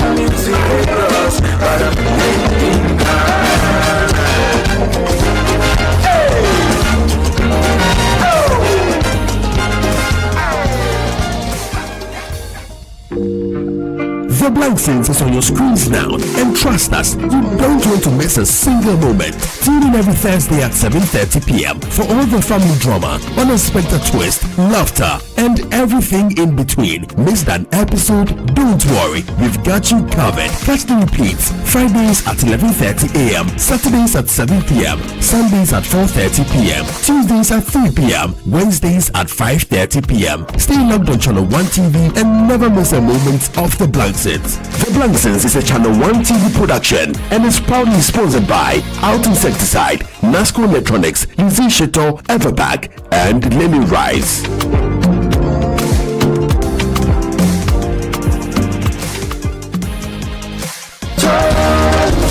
Looking for everything made in Ghana? All in one place? Then get ready. The This is Ghana Exhibition 2026 is here. A bold celebration of Ghanaian creativity, innovation, and excellence. From rich traditional crafts to modern cutting-edge solutions, experience the very best of Ghanaian products and services. Explore excellence across key sectors including automobile, agriculture, education, health, hospitality, fashion, technology, food and beverages, creative arts, beauty, retail, and more. This is the biggest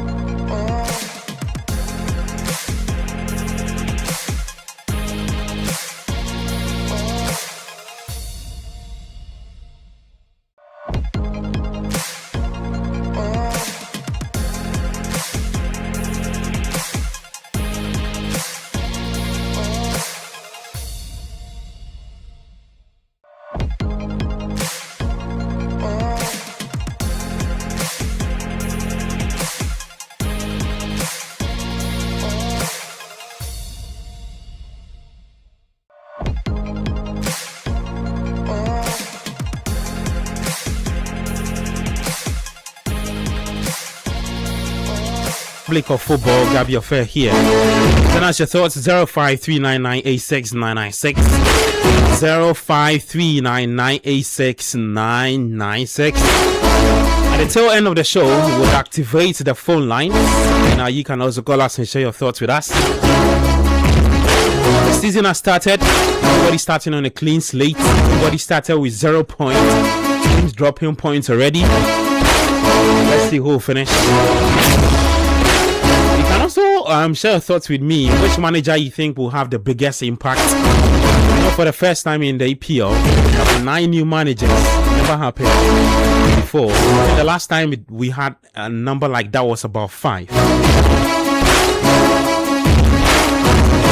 But we have some more games in the other leagues. When you go to the French Ligue 1, there is Lens taking on AG Auxerre.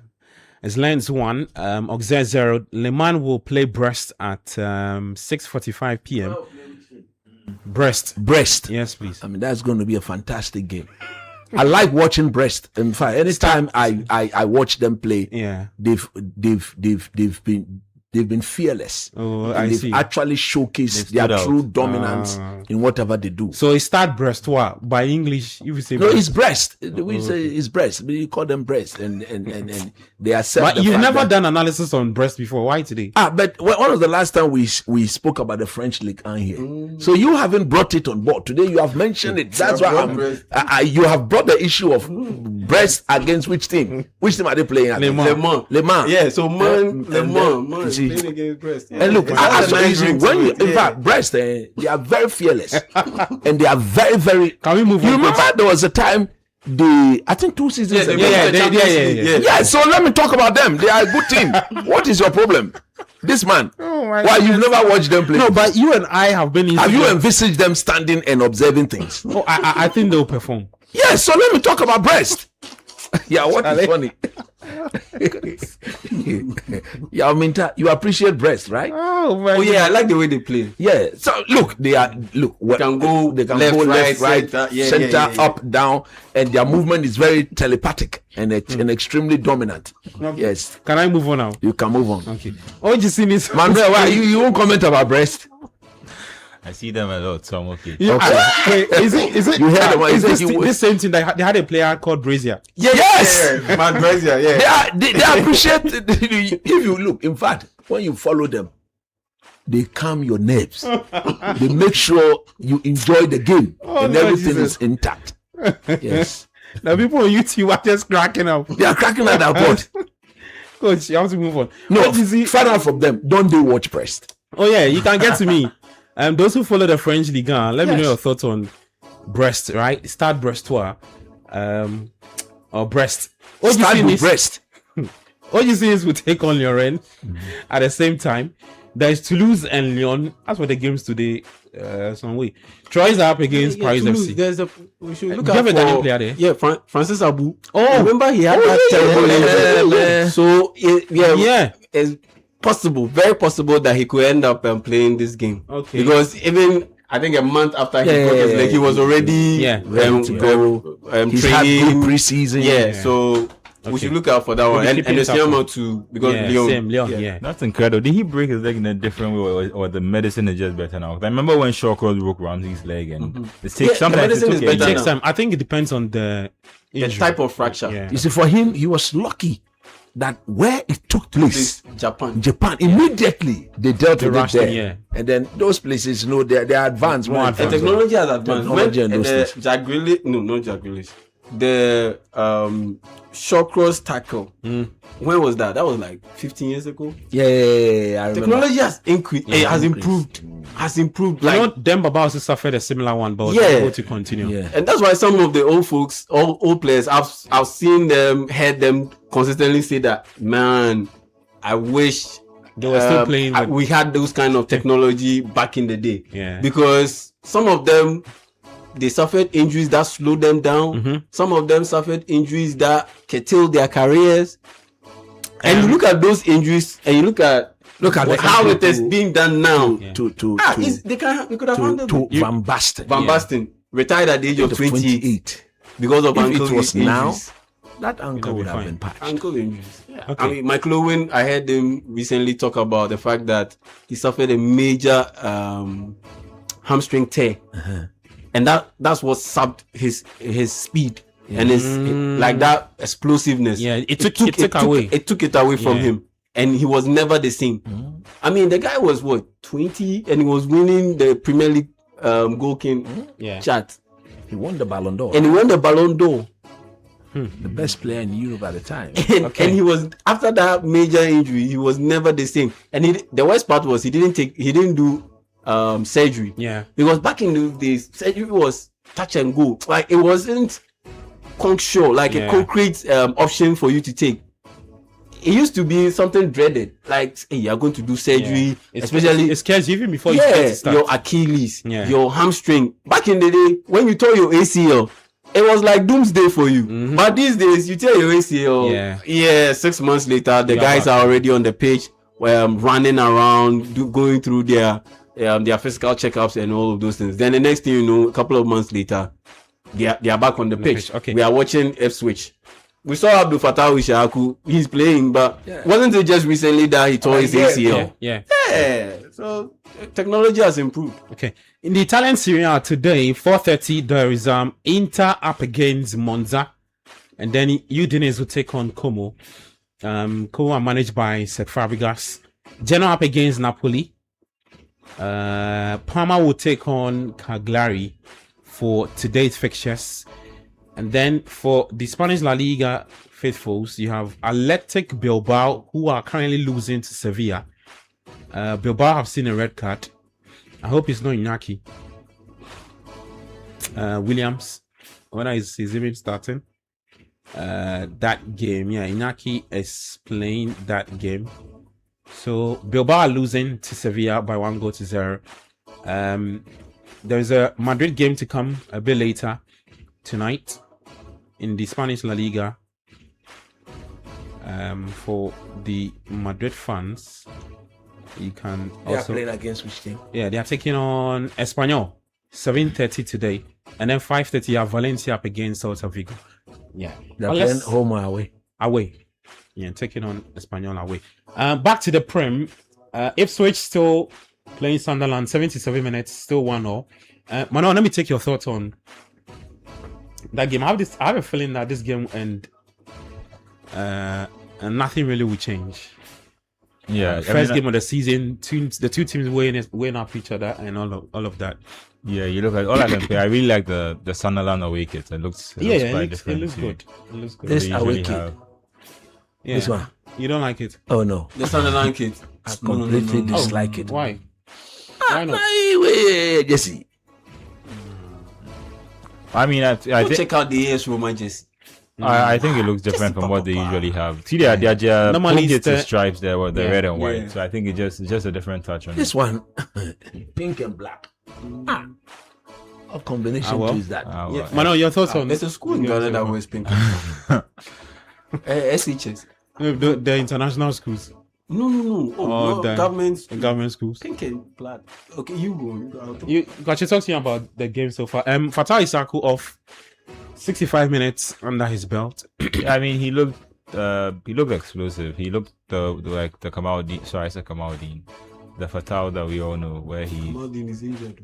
I mean, I'd say they are quite similar, and I think that they are both in terms of natural ability and talent. They're probably right up there as top class wingers.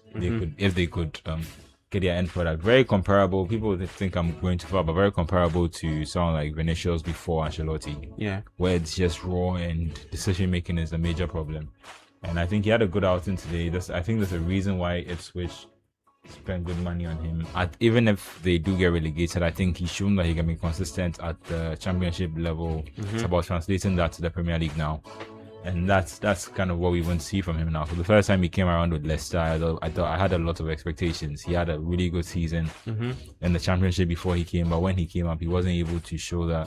He had some injuries too, but then after they got relegated, and then he did really well in the championship. And unfortunately for Leicester, his performances weren't enough to help them stay in the division. And when they got relegated, Ipswich came in for him. Yeah.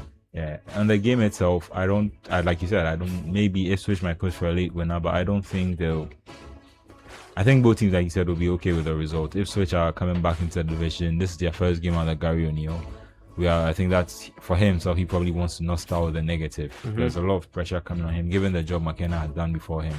So he probably wants to just come in and avoid defeat for the first game. Sunderland themselves have more games this season. It's just the start of the season. Maybe they can push themselves in this game, but throughout the season, I think I'd be expecting to see a lot of team changes. Yeah. Depending when or not they have the Europa League. So I think a draw at the start of the season is probably a good enough result for both of them. Okay. I wanted to touch on the point that coach made earlier. Yeah. when Which he was- one? The Liverpool.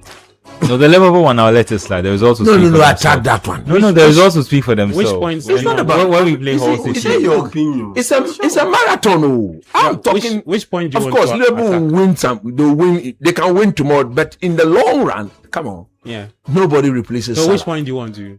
The first, when he was talking about Michael Carrick, and when he was saying that the respect that the dressing room has for him, and I see the point where there are times where you see someone who is saying that I can get angry. When I get angry, it's not good, and a lot of them are just trying to cover up for the fact that they don't necessarily have that personality. I don't know if Carrick is is one of them. But then Yao and I were speaking about it last week about how head coaches within the Premier League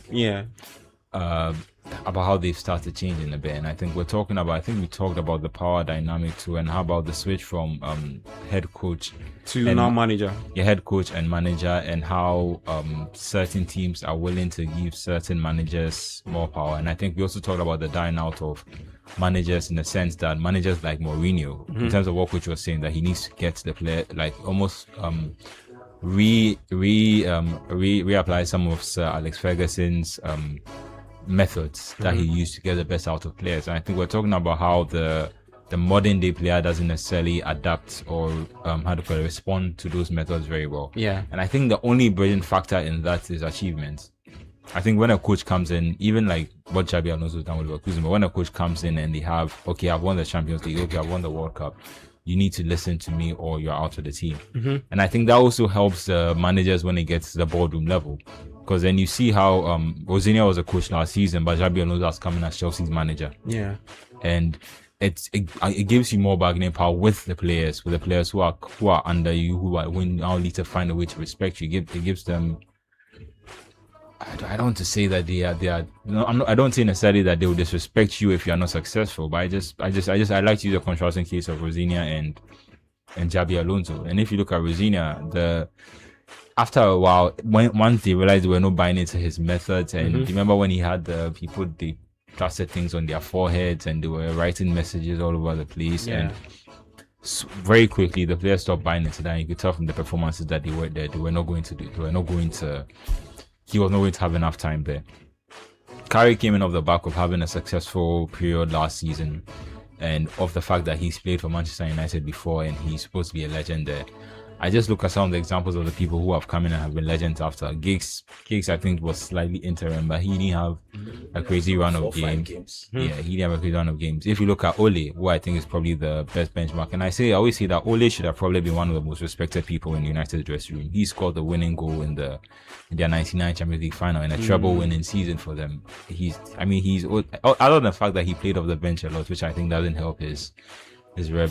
Status or whatever. Yeah, in terms of status at the club, he wasn't necessarily at the level of maybe someone like Roy Keane or Eric Cantona. Yeah. Or he doesn't, and he also didn't have the personality for it, because he was the smiling assassin and he was happy a lot. And obviously, Carrick is not necessarily in terms of personality, he's not similar to Ole.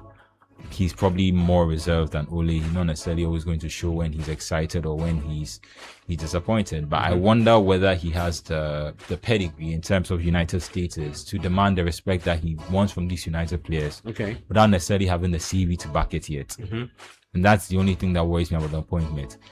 They will once things are going well, once things are smooth. He mentioned that Casemiro was very helpful to the last part of the season. I think Bruno too came out during the last part of the season. That's partly why he won the player of the season, and that's what helped him get the assist record. He was playing he was in very inspired form. But if he didn't contribute today, unfortunately. But if you have a start to the season and Bruno is not necessarily on form, and I think then you have a similar problem to the Salah problem, where the player who is more often than not going to be the one who's contributing towards goals and assists isn't giving that to you. Who else can step up and give you that volume of goals? I'm not sure he has that. Yeah. If Carrick gets into a bad run of form, I'm just slightly worried that he doesn't necessarily have the pedigree, and I don't know if the board is also going to be as willing to back him, because they don't have as much evidence beyond the end of last season to give him more time than he needs. And then if they end up in the same situation where they have to bring someone in mid-season like Ragnick, I just wonder how the whole United project. For to me, it's a gamble, and the gamble is also slightly based on the fact that Carrick doesn't necessarily have the experience or the pedigree for him to be given the time to do what he needs to do, if he's even the right person to be in the job. You see, just to support what he said, during last season there was something I observed, and statistically it was proven. Under Amorim, United ran a lot. They created more chances. But when Carrick took over the job, the distance covered dropped. Although they were winning games. Yeah. What that does is that in situations like we saw today, where you needed them to force the issue. I mean, the issues will not always be your way. There are times you have to force it. Yeah. But when they are running less, they are exerting themselves less. When it gets difficult, you need that extra motivation or that extra drive. It should be coming from the manager. That is where, don't get me wrong, he's well respected. But what I'm saying is that he should not overly pamper. When you overly pamper, always be the Mr. Nice Guy. it becomes very difficult to demand. Yeah. Especially when they are not used to you demanding. Fergie used to pamper. Yeah. But what he never did was to get them in this. Fergie could demand from Eric Cantona. He could demand from Wayne Rooney. Yeah. So more like to be too comfortable with. Yeah, but don't you see that his particular run. problem now is that he was coming in to replace Amorim, who wasn't pampering them, and in order to get the best out of them at that time, he had to switch the method. No, what I'm saying is that That's what trying to be the best it is good man manager. to pamper. But if you don't get a balance, when you need to demand, it becomes difficult. So every manager, of course, they are the one working for you. You are guiding them, but they are the true protagonists. They will get on the pitch. If they don't get the job done, your job is on the line, right? Yeah. So it is about encouragement, motivation, pushing them. You can do this. But there are times too when the player is not performing beyond the encouragement. There's the hair dryer, right? The time you pull it out, and you comb and make sure if the hair is hard, you comb it. And every good manager, the Pep Guardiola, the Mourinho, the Fergie, have you seen Angelotti angry before? Nope. But I read the books that I've read Go about him. and read his They books. highlighted those things. When he looks at you in the certain way, you see, he's one of the very calm manager. But the players will tell you, you don't want to experience the other side of him. That is the sort of things I'm asking for. He's a legend of the club.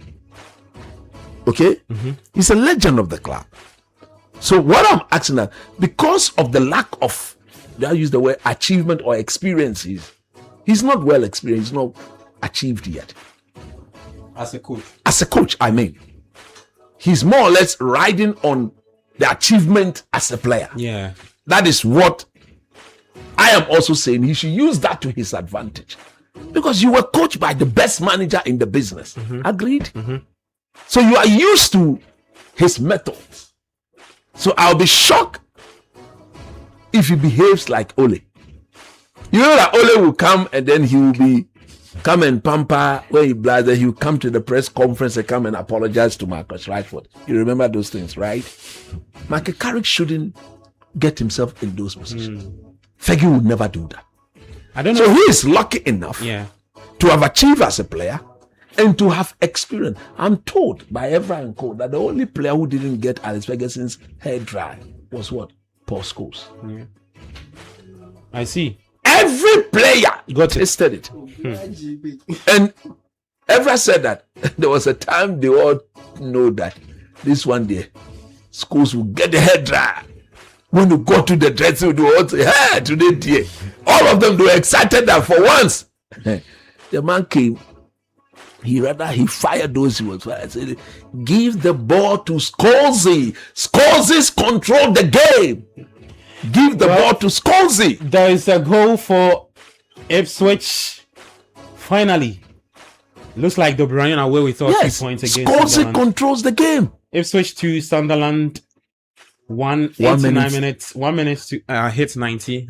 Extra time, and done and dusted. So Michael Carrick should position himself where it's about motivation, encouragement, and drive. But when you need to demand, who your coach now say who Ferro players now, and the Juan never heard him. Yeah. That's right. That's the point I'm making. The guy go gift the ball. Another giveaway. Sunderland. Under no pressure. Oh. Under no pressure. The keeper, what was he thinking? There's not a keeper, the player. Sorry, the defender, yeah. Oh my goodness. Play it in between two teammates, in between two And players. positioning for the goal itself was bad. Yeah. Well, But Ipswich won't care. Oh, of course. I mean, It's two. you two, can't. If two you are one for Sunderland, Ipswich. last season you had a very wonderful run. You made it to the Europa League, and then your first game in the season immediately after that, you are gifting newly promoted possession. Eventually, then go chop for so make them gather some 3 points. Yeah, I say so because with Sunderland, I mean, we've seen this before, where teams come up, they do well, they go to Europe, and because of the testing nature of the Europa League, Conference League, and all, it stretches them thing, and the next thing you know, they are battling relegation. Yeah. And for Sunderland, they were down for so many years. I think Leicester were one of the teams that you remember that season. It was the Champions League, right? Because they won the league. Yeah. No, even the I think the period after the season, they finished the year they won they won the FA Cup. It happened. It happened again when they came the following season. Anyway, Leeds have also taken the lead against Forest.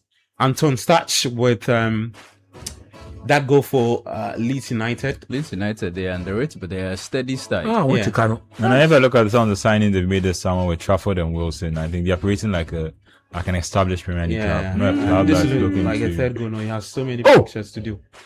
He saw the keeper. Wanted to chip him. Wow. Like, Ipswich have been the better team. Yeah, I think Ipswich have played much better football, and I don't know if it's just Sunderland that haven't been on it, or if it's a continuing pattern from last season where it looks like the promoted teams are ready to compete in the league. Is that Granit Xhaka? Yeah, that's after being denied the move to win, they will be at Chelsea. Anyway, but they got Henderson, so you're good. He's training with the. Training with who? The under whatever. No, it's Welbeck. He's guiding them. Henderson is part of the first team. That is but that's the reason they signed him. Well, he will play. He's your top midfielder. Yeah.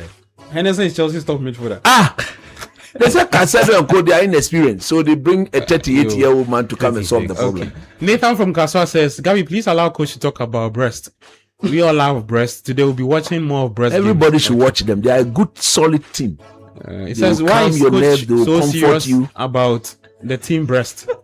Just go and watch them. You see how good they are. I'm used to watching them, so I'm very convinced whenever they play. Anyway, especially when they play against OJC Nice. Yes. and Nice is playing at home. Boys, I mean, either way, rest nice. Well, on YouTube, I'll take a few comments there. It says, Coach, please, what's going on bad in City? Why are players leaving for? Oh no, they need to balance the He says Doku should leave. Doku, he just extended his contract. I don't even know why. Speaking of contract, Joao Pedro also extended his contract earlier today. And he picked the wrong number. 2034. And he picked the wrong jersey number. 2032. What? That jersey number is a myth. The number 9. Yeah, the number 9 is what? Go through the record. It's a myth. It's not. Give me the. It's not a myth. No, since Drogba hasn't been good. It is never a myth. Any striker of Chelsea who has done well. Santo, all of them, they won. All the striker. Look, the only striker who did not wear the number 9 and was you remember El Nino? And was Diego Costa. Yeah, he won 19. He won 19 and he had no problem. He won 9 plus 10. The rest, I told this story the other day. Let me tell you something. When Fernando Torres, El Nino came, Drogba knew his position was under serious threat. Because the form way that El Nino came with from Liverpool. Share 50 million pounds. You remember? Yeah. Top striker. Charlie, but that period, the guy trained though. At a point, he was called a 50 million pound striker. Drogba immediately came to Cote d'Ivoire. And did what? Took the number. It's not true. Oh, listen, I've said this. Oh, let me land. What is the problem? It's not true. Let me land. You land. I've said this story several times. Nobody have disputed it. You are not the one to dispute this. It's not true. It's not. That thing is not from He me. got the padlock. Tied it and closed the padlock. You know where he threw that in? Deep sea. Together with the key. Oh, good. Until that padlock is unlocked, no Chelsea. So Joao Pedro, I don't know who advised him. But he's done in the past season. He's done He did what? 25 goal No, he involvement. scored 20 goals, 9 assists in so- 50 games. So 29 goal involvement. Not wearing jersey number 9. That is the underlying point I'm making. He was wearing 20. He was wearing 20. Look at how well he performed. So you are saying that what the 9 then? To be Look, fair, I'm makes looking him Do at you know what is the- associated with that 9? Failure. Incrodo is top on your list. Loss of confidence. Loss of confidence is top on your list. What was Shevchenko's jersey number? No, he was wearing Shevchenko 7. Seven now. So he was So 7. I'm looking at the Chelsea players. with List the number them. 9 shirts. Number 9. Franco Okay. Di Santo. So Crespo 13 goals in 42 games. Di Santo 0 in 16. Torres 45 in 172, including the goal against Barcelona. Yeah. Or Radamel Falcao 1 in 12. Alvaro Morata 24 in 72 games. Higuain 5 in 19 games. Tammy Abraham 30 in 82. Lukaku 15 in 44 games. Aubameyang 3 in 21, and then Liam Delap 2 in 35. Lukaku 15 in 44 games. Is that almost half of? No, that's almost half. That's 110. Now your math is not good, eh? No, it's just trying to be. There's only I would say the way I want to say it. This is the second Lukaku coming under Tuchel. When he came top form, And no, it's after he had won But the last one is 2 in what? 2 in 35. That guy don't even have him. João Pedro, let's stick to your number 20. United almost. But he has signed already him. switched. Oh, the lap is No, but I can't think be a he would bad have player. performed That's way that's more. all I'll say. He He would can't have be a done bad good player than after He would one have done season. better. I think than people are United. exaggerating. When you look at Lap, people are saying would have done that better than because he scored 30 for Ipswich, he needs to started go back projecting to for Ipswich. Chelsea. I think he can get a better move than Ipswich. The Como move, I doubt that will happen now. I think they said Nottingham Forest, Everton. I think Como were Yeah, interested Forest in were him. also looking at him. My Forest lost. They've lost Taiwo. Yeah, so they need a Then replacement. Chelsea paid 30 million. So if they can get money back for him, at least 20 million or a loan It's deal. with the an asking price for obligation. Chelsea that's causing the problem. They are demanding 50. The players that they want 50. to offload. Nicholas Jackson. Disasi, I think Disasi is going to Palace. Yeah, on a loan. Yeah, the asking price is what is causing the I think he already teams to But back away. why does Chelsea want to offload Nicholas Jackson? Why? Because I mean, because they have Morgan Palmer Rogers. actually played his best football With him. with Nicholas Jackson. With him, Yeah, but they have Morgan And Rogers. since he now, left the João team- Pedro. but who will be? Who? And they brought in Welbeck. So one has to go. So And Pedro it's Welbeck. Magui, who is PD, he was Magui. Oh, he'll be loaned out. He's not even. They brought the guy from Strasbourg to his back. Emmanuel Mega. They have The tall guy. 52 players. There you know. Then you know this one, you won't say it. When I say that, you turn your face. Why look it? I'm talking But to you. I have to monitor what's 52 going on. players. They can't go into the dressing room. You are aware, right? Why they don't? Yeah, are you not aware? How can they go into the dressing room? 52. They've expanded it. The dress, no matter the expansion, They've had this problem before. you have last 52 players in the And dressing room. Michael Potter. Yeah, Graham Is it Potter. Mike- Graham Graham Potter. Potter? Well, look at the players you mentioned. The Strasbourg boy. They are back. Danny Welbeck has come. The Nicholas Jackson is there. Jordan Henderson. João Pedro is there. Cole Palmer. They brought in Morgan Rogers. Magui.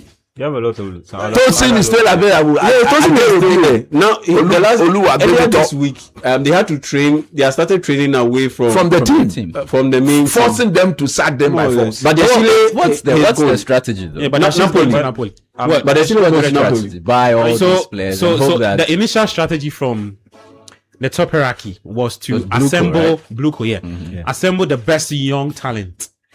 They get a few appearances under their belt. It increases their market value. and then you sell them. They sell them. That's the direction. Not to bring them in and come and win laurels. Oh. That wasn't it.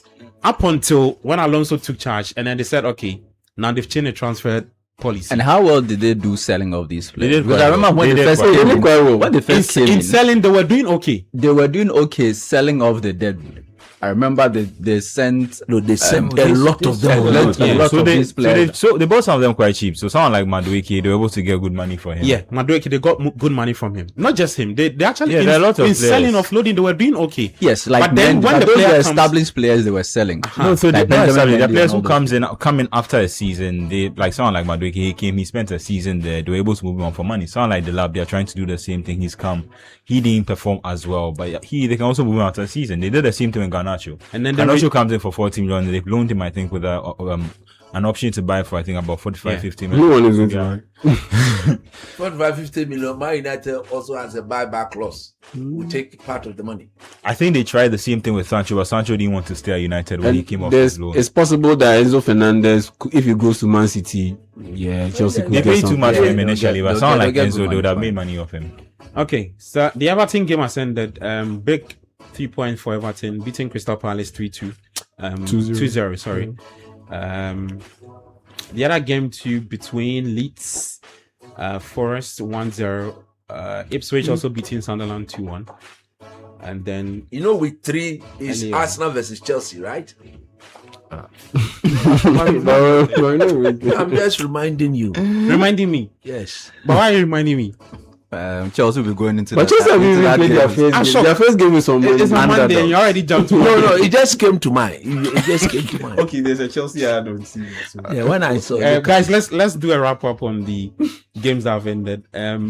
Chelsea, just quick thoughts. You want to do the Everton one? you are. Oh no, Chelsea's a big fan. He likes Everton. You are Neko. No. I mean, good way for Everton to That's get, David Moyes. to get their first 3 points on the Crystal board. Palace, who is their coach? Pierre Sarge, right? PSG, yeah. The Frenchman. Yeah. Coach was right. Charlie. I mean, they are going to struggle a bit this season without their manager. Yeah. Everton, I mean, David Moyes, well, good way to kick on from where they left off last season. Getting your first 3 points, it settles the team, and now you can look at that opponent. Coach did mention, I mean, you need an immediate strategy, you need a medium-term strategy, you need a long-term strategy. You need to get your first. Beat what's in front of you. Yes, first 3 points right at home, beat Palace, 2-0, right? Yes. Now you can calm down and look forward to the rest of the season. I think they'll be all right. I don't think they'll qualify for the European places, but they will just be all right and stay in the Premier League, which is what they should be looking forward to doing. Of course, they would want to, go to Europe. Yeah. But you look at the Everton team. What's happening to the Senegalese winger? Is it still with them? India is Ndiaye. there, yeah. Yeah, he played today. as an assist. Yeah, I He's think okay. there were rumors that he was go to going, Saudi, going yeah. to move on, and this season it's good that they've been able to manage to get him to stay. Everton wanted the He's- money with it. The cash. It's good that he's staying because I think he's one of the best one-on-one players in the league. One-on-one winger who can beat somebody. It's Very rare these enterprising, days. yeah. It's rare these days to have some of those wingers in the league, and he will help Everton quite a lot. I'm glad that they've been able to beat Crystal Palace. Let's see what happens in the subsequent games with Everton. As for Palace, well, New manager. maybe we should go and get Mateta. Just sell Zegzi and get Mateta. How about that? In fact, speaking of that, it's a good point that you've raised. So he, Minos, and there was one player I read over the weekend that before the transfer window ends, they probably might. Oh, Adam Watt. Adam Watson, yeah, that's the third player. Crystal Palace will lose this player. Yeah, So I mean, but they said Water is not for sale. Even Ismail Watson is a Assar. Sir, Yes, spoken about there's what- There's a bid from, I think, from Galatasaray also. Look at this. What Ismail happened? Assar. Assar. That further Watson was complicates- he was in the same bracket Kobe as Manu. the guy from Anderson. Anderson. Yeah, and I think he's slightly better than Anderson. Different type Yeah. of Who, midfield. Elliot? I think Oh, okay. think Yeah, Watson's Elliot slightly better Anderson himself. Elliot is more And I think Kobe robust. Manu. Watson, Elliot is your typical English midfielder. Watson gives you the Yeah, give me He has legs, a give little me a bit of a industry. flair, a bit of passing. Yeah, but Watson gives you Italian midfielder vibes. Not the fastest, but can clearly Calm, see the collected, field. yeah. Can clearly see the field. Technically sound in his positioning, and technically sound with his passing and But why decision aren't the making. teams all over him? Because I think I thought he he was was on United's radar I know tonight. Palace have put out like that he's not for He's sale not for sale. this window. No, but if Palace lose him, Charlie, it may complicate their. If Season. he moves to let's say a club like Aston Villa, it will fit perfectly because Of the of way the United- personnel in Around, midfield. Amadou Onana is injured. I think he tore his ACL. He's injured right now. But if you have healthy Amadou Onana, you have Boubacar Kamara, and you have Adam Watson in the middle, that's a perfectly balanced midfield. For Villa? for Villa. I think they've announced the arrival of Goretzka. No, this one is just a theory. Like, just hypothesis. Leon Goretzka? Yeah. I mean, he's a free agent. He's a free agent. Interesting. And he's a persona non grata in Germany. No. He's a persona non grata in Germany. Yeah. You saw what he did at the World Cup, right? Yeah. He turned down the chance to play the penalties. Yeah. And it forced Jonathan Tah to go and play his first ever penalty in his professional career. and he ended up missing it. And a lot of people put that blame on Leon Goretzka. That you turned down the opportunity to play a penalty kick in a penalty shootout. Not once, twice. Because Joshua Kimmich went to him twice and he was asking who will step up to play the penalty. And Leon Goretzka turned it down twice. Well, so he doesn't want to play. He can't play. I get that the option between you miss a penalty. A player like Stevie Odro. Stevie Odro.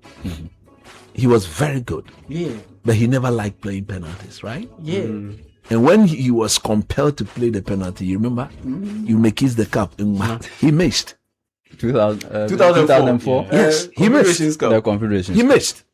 So there are some players they'll just not get closer to it. And some players who have like the feeling in the moment. If you don't feel like in the Doing moment, it, you're not. you You don't feel like no, it's about. I mean, whatever you are feeling, if you are Leon Just Goretzka, blast the shot and straight down the the middle. choice is between you and Jonathan Tah. You should be opting to take the penalty. Anyway. But I think Bayern, they were just trying to move on from him anyway. Yeah. So I mean, right now they have Pavlovic and Joshua Kimmich in that midfield.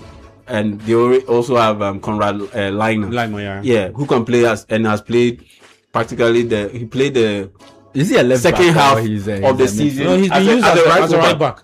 But he's a midfielder. Yeah. But because he's industrious and he just works hard and he has incredible level of stamina. And he's played the world. Yeah, he's played there for a while. And he's played. No, he's not. Play him in midfield. We saw what PSG did to him in the Champions League. I mean, that one there. You always have that one game that you get exposed. Yeah, at the highest level, if you are not a specialist, don't play there. Okay. That leads to my point. You are going to Man United. You are going to play in the Champions League. You need a specialist here.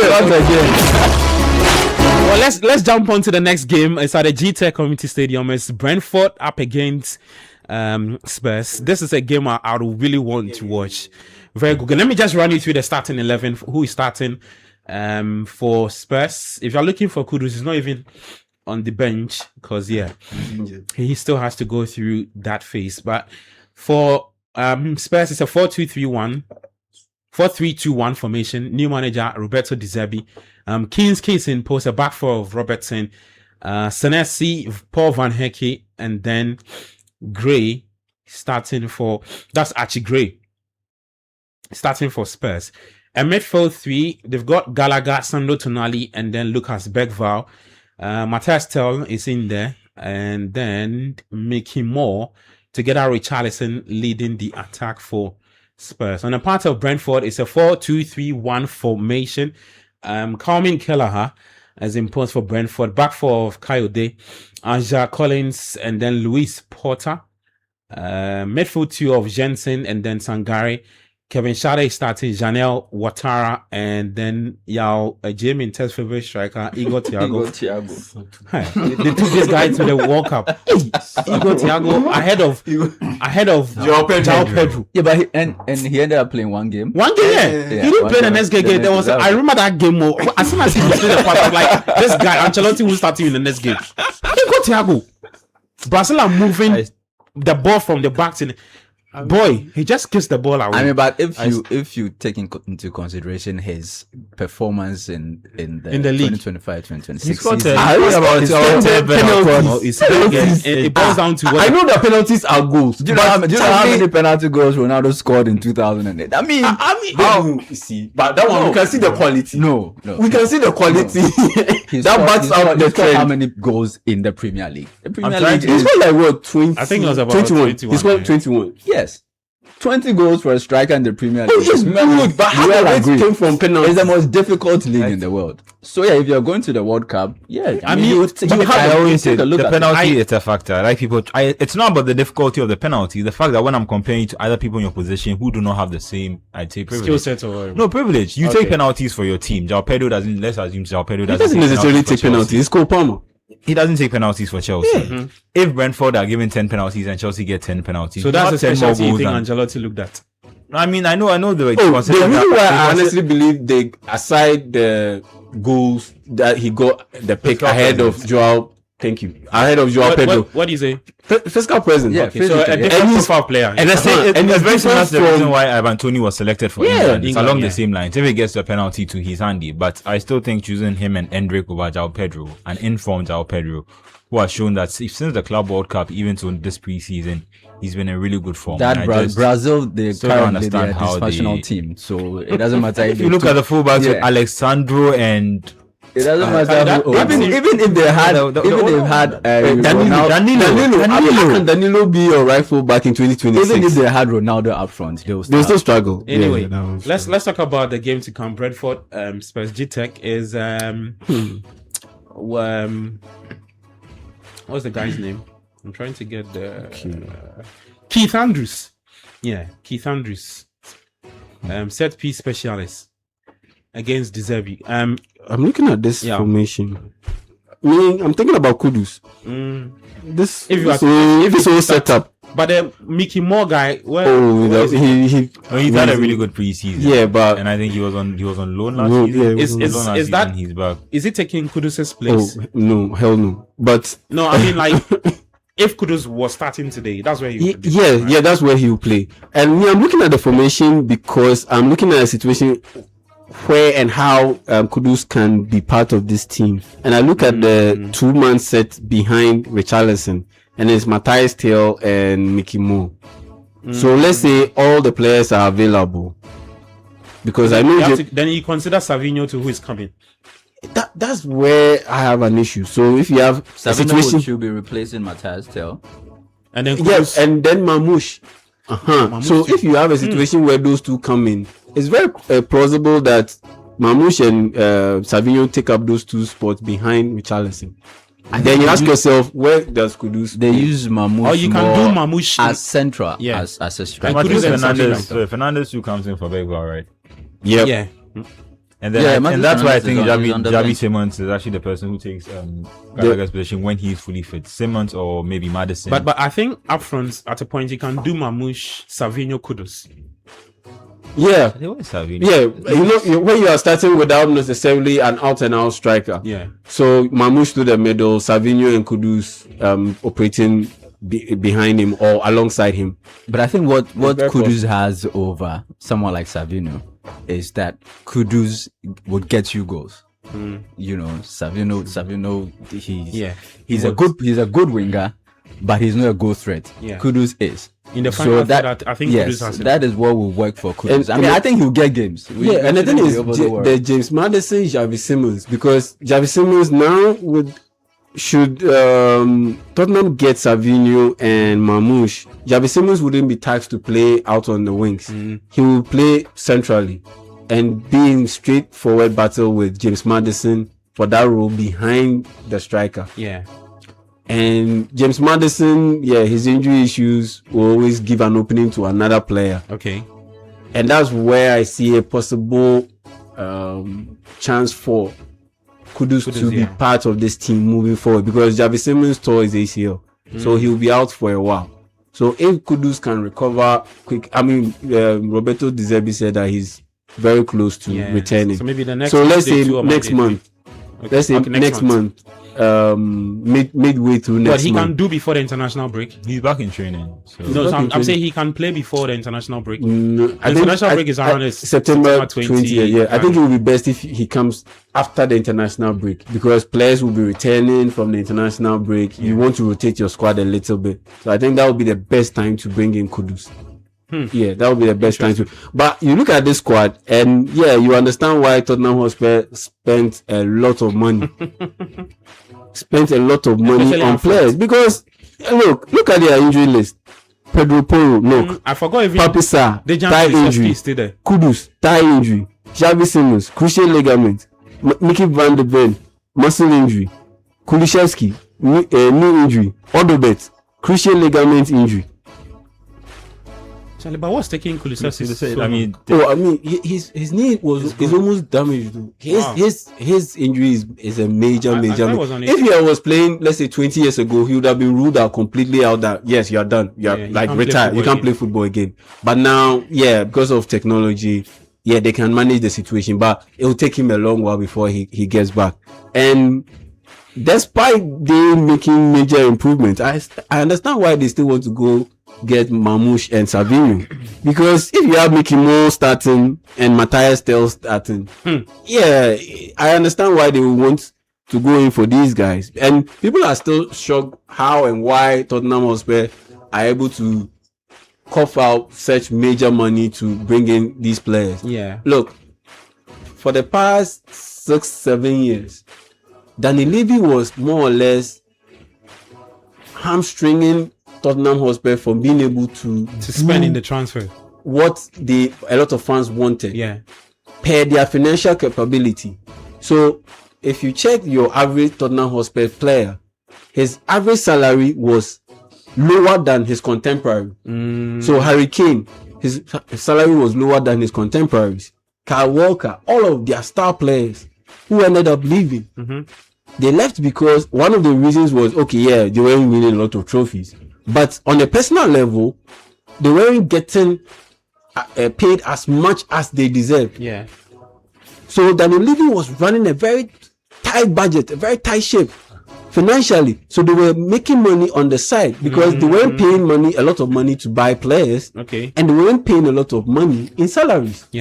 So those two, it will save you a lot of money. Then you have a situation where they were consistently playing in the Champions League. That brought in a lot of money. Their stadium brought in a lot of money. So it had been happening for multiple years, and so it kept on piling up. And now Daniel Levy leaves, and in order to make a statement, the new management, they decided, okay, we've been holding all this money all these years. Now let's bring in players. Let's splash it a little bit, because at the end of the day, you flirted with relegation twice in 2 years. So you need something to change to be able to get you out of that slump. Otherwise, you've done it twice in a row. What says the third time you'll be lucky and survive in the Premier League? So they needed to do something, and that's why they've splashed the cash. So it's not like Tottenham Hotspur all of a sudden are cooking the books or something. No. They've been building themselves to this point. More like they've saved for a period of time, and now the effects they get to spend. The effects from this lavish expenditure will be felt maybe in the next 2 seasons. Where if they don't perform and consistently make deep runs in the club competitions, make some money, then they'll be forced to do what Aston Villa are doing right now. You are doing well, but because your revenue after salary is very, very little, you would have to be relying on player loanees, bringing in Garnacho, bringing in Sancho, all of these players on loan.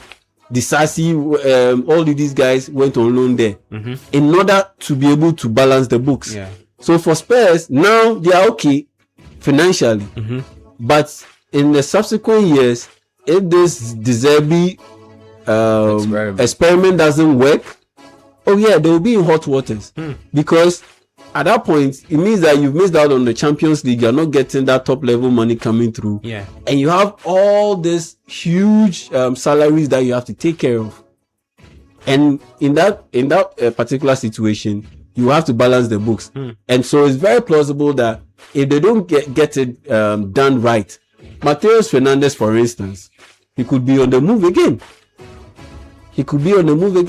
And so that's how I see the Spurs project working out. But for this game, going up against Brentford, it's tough. I'll give it to Brentford. A slight narrow win for Brentford, because De Zerbi, the way he's very deep and very detailed with his system, it will take a while before these guys start getting used to it. And like I mentioned some time back, Spurs have been in some deep hole in the past 2 seasons. Yeah, and it will take more than just. It will take more than just transfers. They need to have about 10 game, like a 10-game winning streak, just to get that air of confidence about them, and potentially maybe a Carabao Cup. Okay. If they can get a cup win or title, that will do them some serious good, and that will set them up nicely for next season. Then you can tell that okay, they definitely have to pick these guys as one of the teams that will finish in the top 4. But for now, I think it will take a while before they start building themselves to that level. So for this game, I'm definitely tipping Brentford. Okay, so new season, let's see. New Spurs. Spurs filled in 4 of their big summer signings. And Andy Robertson, Marcos Senesi, Jean-Paul Van Hecken, then Sandro Tonali. Matheus Fernandes is also on the bench. A few more signings coming in, and Jan has explained why they are splashing the cash. Let's see if the result can. And they have Madison. Madison is on the bench. Yeah. He came back last season. He actually played. If I remember, at the end of last season, the final game, he actually came on. So. Well, now Fair has a message for Yaminta. He says, "We can't be like Villa, and never will Spurs be Villa." Because our stadium alone gives us billions of euros. I mean, but Spurs are huge. Yeah, I mean, they're actually making that sense. I think they're making money. Yeah. Oh, they are making money. Yeah, there are a lot of concerts happening at this. But there's a valid point if you look at Spurs, and if I ask generally, what makes Spurs a big club? It's not. They don't like beyond the fact that in everyone's mind they're part of a top 6 or a big 6. What makes the Spurs, trophies have eluded them, so they haven't won a league title yeah. since the 60s. They have to make up for that. Well, they're actually one of the FA Cup. What was it? They The won the Carabao Europa Cup? League. Aston Villa won the Europa 2008 League too. So if Villa have won the Champions League. Yeah. But Villa have also suffered relegation in recent years. When was the last time we saw Tottenham Hotspur get relegated? They've been quite. You get my point. Yeah. Oh, but they haven't been relegated. Aston Villa got relegated. I think the time Jordan and you played there, they got relegated. So, and this is not too far off. So you can't be a big boy when you get relegated in the past 10 years. Nah, you can't be a big boy. I'm not saying Villa are big boys, but I'm just saying there's just Tottenham something about Hotspur? Spurs where I feel like there's it's a slight leftover from an era that was just before. Under Pochettino, that season when they were with Arsenal, when they were getting to Champions League final, when they almost won the league. Spurs were definitely one of the biggest clubs in England.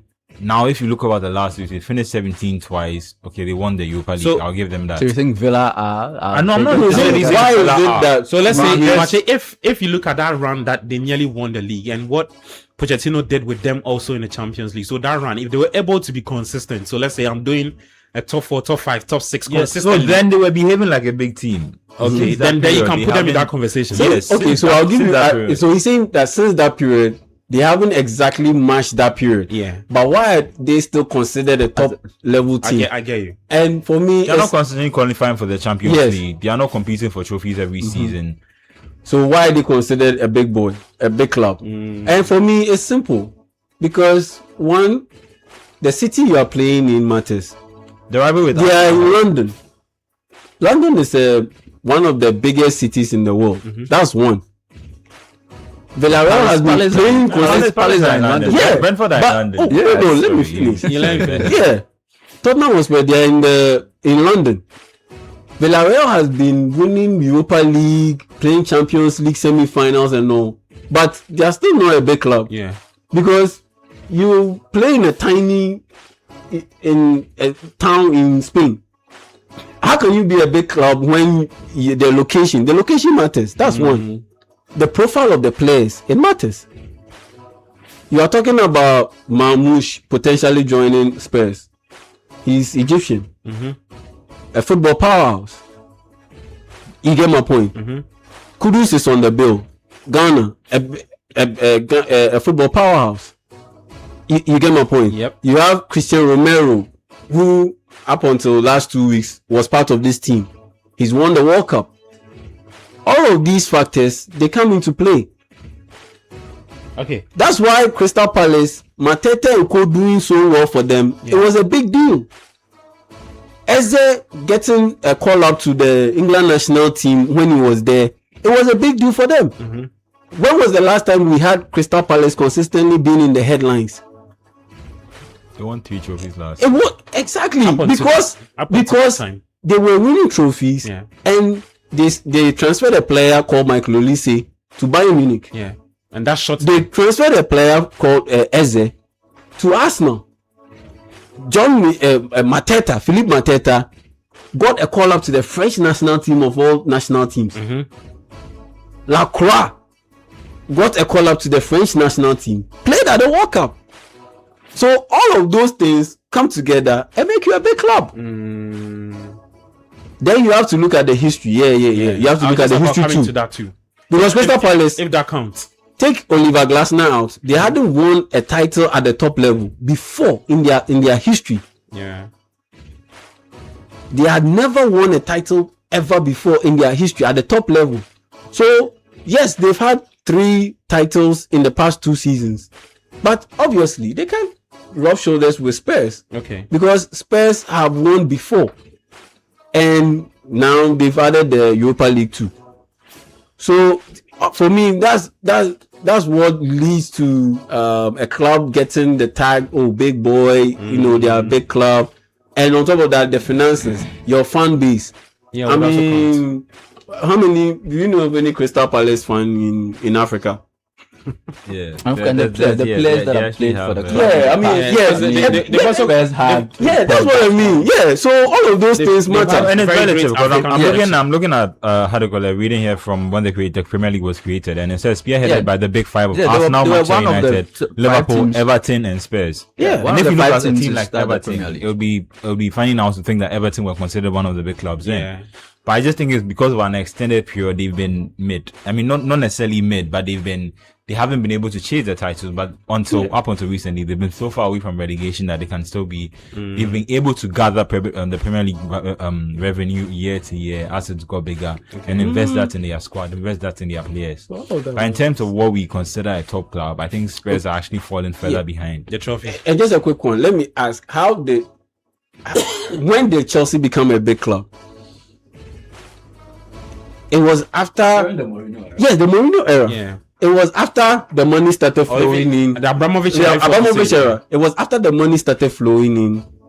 The coaches started becoming personalities of their own, because the coaches that they brought in had built a reputation before they got in. And then the signings also mattered. And then the signings. Yeah. So big name players were now coming in. Before and the trophies followed. Before Salomon Kalou went to Chelsea, Drogba, Mikel Obi, the Asians. Yeah. Chelsea didn't really have a strong footprint in Africa when it comes to fan base. But as soon as they brought in those guys, they built their fan base.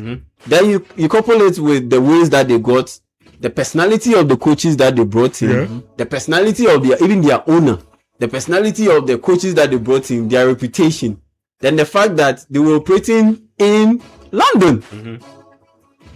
Okay. It made them a big boy club. Okay. And all of a sudden, their fortunes changed. So for me, it's a mix of all these factors. All right. Well, next game to come at 4:30 is Brentford taking on Spurs. We'll be providing you with the updates.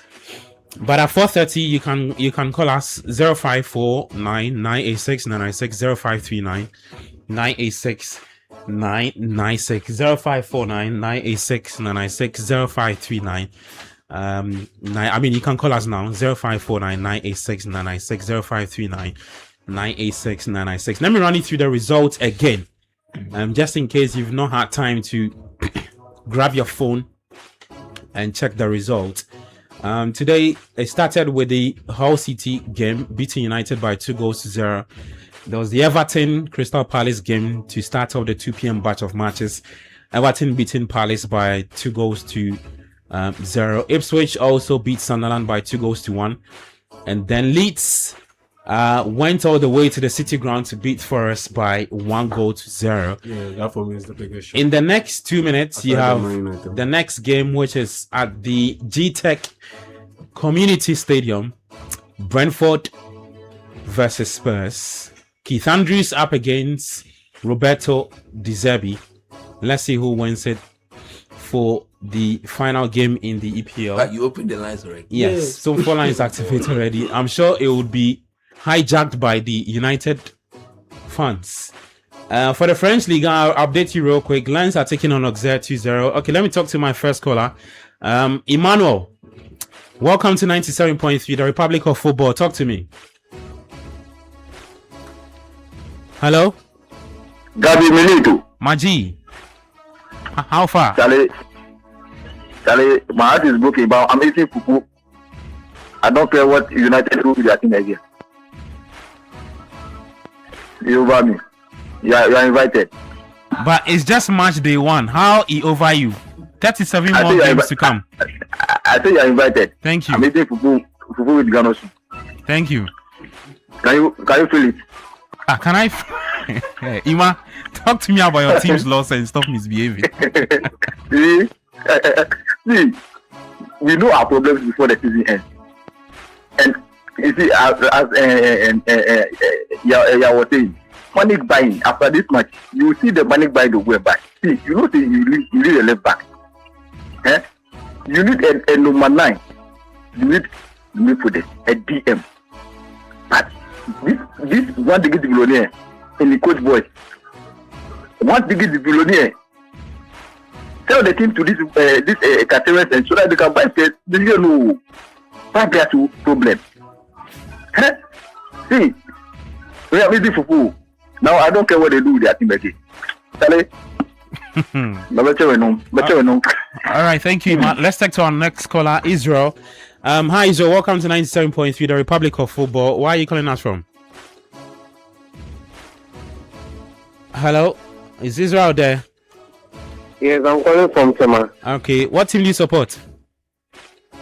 Chelsea. Talk to me. Your team is playing on Monday against Fulham. Yes, you are going to win. But the reason I'm calling, I want to give a bomber prediction because I feel like everybody is not talking about Spurs. The way they are signing these Premier League proven players, all the players that are signing, they are all from the Premier League, and I think the baby is a very good manager, and I think they are the dark horses for this season. I don't know, but I feel like they can pull a very big surprise because they're not playing any of this season. Okay, thank you, Israel. 053996 0549986 996 053996 0549986 996. The Republic of Football. It's time to call and also share your thoughts. Kwashi, you want to say something? Just a quick thought on the United transfer strategy. Yeah. I've just found it surprising. Over the last 2 seasons, what they decided to just look for Premier League players and then pay exorbitant amounts of money for them just to get them to the club. I'm not saying that these players are not worth it, but they don't seem willing to look beyond the Premier League into the other small leagues and try and get a bargain. They seem willing to cash in on just Premier League proven players. experience. Baleba is proof of that. And this season they've done that with their midfield. Last season they did it with their whole front line. I see. And it's the strategy I'd like But to see. I mean, more the focus sign on that. Šeško from Germany. Zegzi was pre that. Zegzi came with the Dutch connection from Ten Hag. Okay. But all the other ones they've signed, Baleba, Tielemans, Santos, and last season, So they are gravitating more towards Cunha and the Mbeumo, players with Premier Prem League experience. proven, Okay. who have the desire to play for United. I remember when United were a big club and have the desire to get them back there. But That they seems to be qualified for the strategy. Champions League. I see. I'm not saying signing it's not these working. I'm players. just saying that it's So, I mean, it worked for them last season. Why do Hello? they have to move away from that you can strategy? pay less if you don't pay. If you Let's buy talk from to the Premier League. Morrison. Morrison, hi, welcome to the show. Thank you. And how are you guys doing? We are doing okay. How are you too? By God's grace, I'm fine. All right. I'm a strong Liverpool fan, but I am so disappointed in coach today. The way he has downplayed Liverpool and then downplay our players. I am so disappointed in him. He should have even downplayed his own Manchester United players. I don't understand why he's winning. We have lost all our quality players this past 2 seasons, and then we are going to suffer. We are going to do this. He should just watch out. Yes, today is 22nd. Today is 22nd. I know the day will come, and he will be like, nah. We are all here, and then Van Dijk is gone, and this and this. You shouldn't downplay Liverpool. We are coming so hard, and we will even catch Manchester United and beat them woto, and we won't even say anything. Thank you very much. Thank you, Morrison. I didn't downplay anything. Oh. I just asked you a simple question. You rubbish the team. I never did that. No chance of winning. I didn't do Just that. compare United to I was Liverpool. doing comparison. I was saying that if you're a Liverpool fan, you should be worried. And you should be worried because the only time Mohamed Salah did not show his true self, They struggled. You struggled. Is it fact? And he's gone. It is fact. No, so the first which season when player he came in and this he broke team? the Premier League goal scoring record, he scored 32 goals. Yes. They finished fourth. They were not competing for the league at No, that when time. I said So in terms of competing for the league, right? no, Oh, being a team, no, but which of these players will give you 20 plus goals? well, Florian Unless Florian you Wirtz. have forgotten about Salah so soon. Florian Wirtz. Nah, you better just hold on, guys. Let me talk to you, Richard. You see the way the guy talk. I'm a cool. Yeah, Richard, welcome to the show. Thank you very much. How are you doing? Why are you calling us? I'm from Lebanon here. A staunch United fan. I normally call Citi. A strong one, of course. All right, talk to me. Team lost today. We lost. It was coming. Good evening, coach. Boss, I just can't wait to see you again. You see, it was written on the wall. Facing a newly promoted side away from home, definitely they will be charged. The fans will be charged. And there are some things that I jotted while I was watching the game. One, although we need a left back, it is clear, but we also need a centre back who can complement Maguire. You see, these people were using floating the balls into our ball. Whenever they float the ball to the box, it was costing us foul, and they scored 2 goals from that. So therefore, we also need a centre back to complement Maguire. So if someone, or if the opponent Max Maguire out of the game, there should be someone who can also be heading the ball out. Secondly, we need a typical number 6 who has height. You see, Casemiro was not giving us just tackling and anything alone. No, he was giving us goals as well. He was giving us goals. Our fans have forgotten about that. He was giving us goals as well. There were some matches in which Casemiro will be the one who save us. I don't know if you guys will recollect that. And it is clear we need a number 9 too.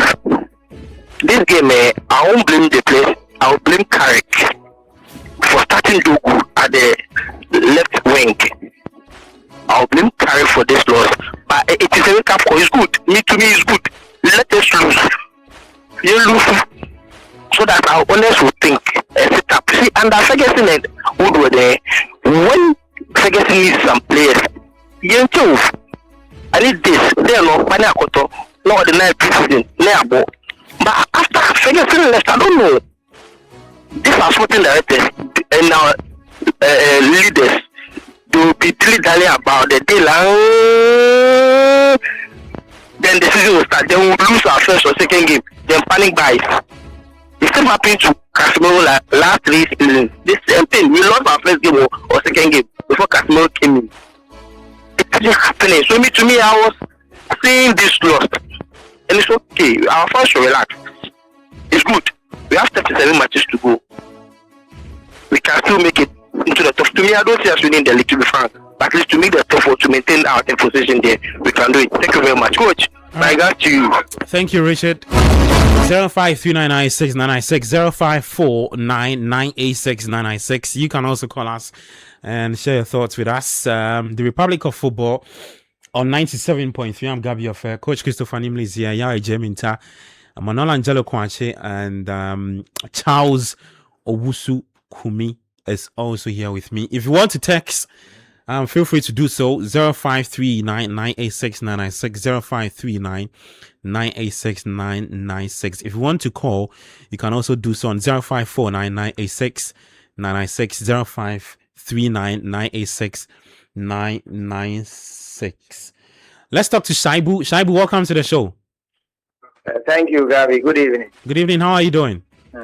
I'm okay. Gabi, which team do you support, by the way? Which team do I support? Yeah. But What do you need that information for? Oh, I just want to know. I know coach and my good friend here, they support Man United, but I don't know about you. But I think you support Chelsea. So you know that you're asking me. Yes, I support Chelsea. I just want to be sure. I just want to hear it from your. Yes, I support Chelsea. So what is the lab still doing with me in our team? But oh, they are seriously want to sell Jackson while the lab is still there. And Gabi, if we didn't solve the goalkeeping issue, we would still go through the same problem that we went through last season. Sanchez should not be our number one. Oh, and talking about Yao and coach, I think about Baleba. If Baleba comes to United, you help them. United need that energy in the midfield. Baleba can play alongside Santos. Both of them can play in the same team. So I don't know what they are talking about. For a midfielder, if a coach gives you a role, if the role is given to Baleba, you play the role in you. I think he can play. You just have to stay disciplined. If he doesn't want to be, the coach will yank him off. So I don't know what they are always talking about. Baleba, United need Baleba. United need Baleba. So I think coach is right. Okay. But please, Gabi, Gabi, bring her so that we get rid of Sanchez and Delap. Sanchez and Delap, rid of these two players, Chelsea is good. So which goalkeeper would you want? Oh, you know already now. The Porto guy, Diego Costa. Yeah, Diego Costa. Yeah, okay. If we get Diego Costa, no, it's not Diego. I think we should Diego Costa is the striker. This one is this guy Diogo. What's the name? This Argentine player. What's the Who? Martinez? Our number 8, what's the name? Enzo Fernandez. Enzo. Come again. Enzo. Yeah, Enzo. Enzo doesn't want to play. I think he should go. So that we'll replace him with a different player. Okay. All right, Shaibu. Thank you so much. Okay, thanks. Let's talk to our next caller, Kwesi. They didn't go in for Zion Suzuki. Yeah, the goalkeeper. Yeah, they made Aston Villa go get him. Okay. Kwesi, welcome to the show. Thank you, sir. All right. What team do you support? Hotspur, Tottenham. Oh, your team is in action. Brentford, 11 minutes played already. Yeah, Are you confident ahead of the season? New manager, new signing. I am not too overconfident, but I believe we are not going to be in the position of last year. I am hoping, taking my team to be around 6-7 feet there. Yeah. But also to comfort my wife, who is a strong Man U fan. They lost their first match, and just to say to her, they are so sorry. Yeah. Sure. And please, why don't you do commentary for us? Why don't you choose a team every weekend and do commentary? So you just listen to us every weekend, right? We'll be here to bring you all the updates, the statistics, the commentary. Sorry, the. In fact, your team. Agozi. Yes, sir. Your team I've considered against Brentford, so. But don't worry, we'll bring you all the Premier League updates. Don't worry, every weekend, Saturday, Sunday. So tell coach not to laugh loud, but we are just... At the end of the day, as you comfort your wife, she will also comfort you. There is to be a better comfort. Agozi, don't worry, you're fine, okay? Early days here, 12 minutes already played, so. All right, thank you so much for calling. Let's talk to Nana next. Nana, welcome to the show. Good evening, Gabby. Good evening. How are you doing? I'm good, and you? I'm good too. What team do you support? I support Chelsea. I'm calling from Takrady. All right, talk to me. Talk to me.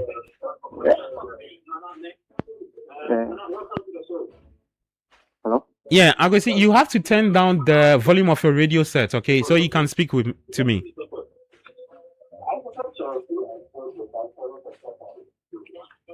Hello. Okay. Yeah, Gabby. Yes, please speak. Okay. I want to talk about Chelsea a little bit. Oh, sorry. It's okay. Sorry. So I want to talk about Chelsea a little bit. The guy who called before Akwesi called was suggested when he talked about the goalkeeping problem.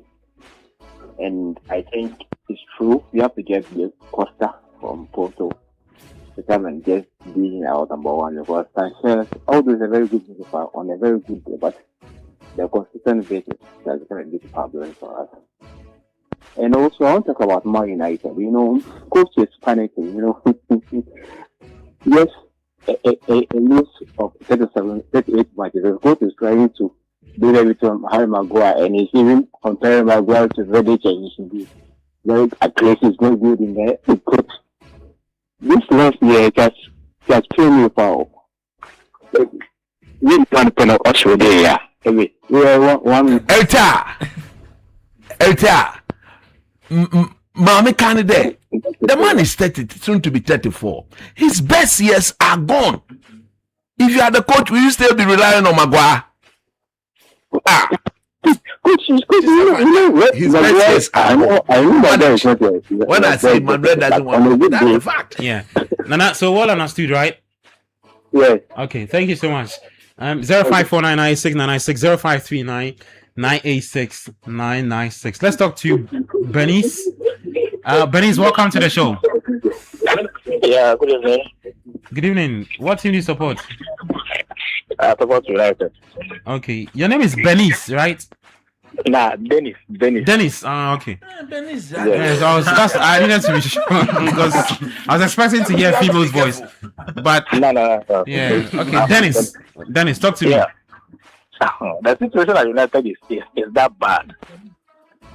It's really bad because it seems every transfer they want to solve a particular problem in a certain department.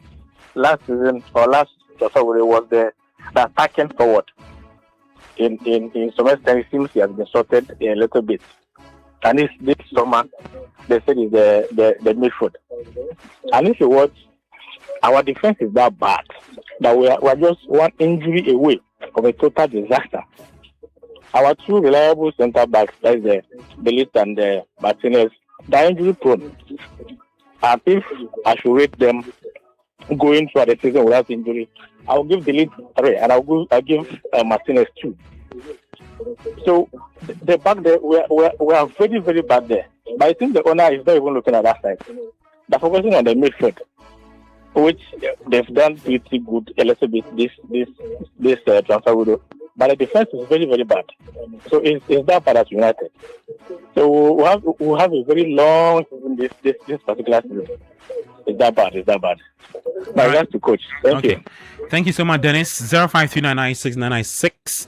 Let's talk to John Champion. John, welcome to the show. Oh, thank you. Good evening, everybody. Ghana's John Champion. You be a hard guy. What team do you support? Oh, yeah, I'm a Chelsea fan, but United, because of investment, that's why I feel bad. United knows their problem. If you have a coach whereby players start praising him, as he has come, the dressing room looks very nice. That coach is not going to give you anything. If you look at the preseason, you should keep on placing Carrick. And since last season, I was saying last season that Newcastle, they should change their coach. And I supported coach when coach said Carrick, they shouldn't give the job to Carrick. He's just going to be playing the English boys. Amorim did a very solid job for him by sending Rashford and Sancho away. Why are you trying to reintegrate them into the team? That's very, very bad. They are going to let him down, and I'm sure he will not even reach December. If you cannot even beat all City.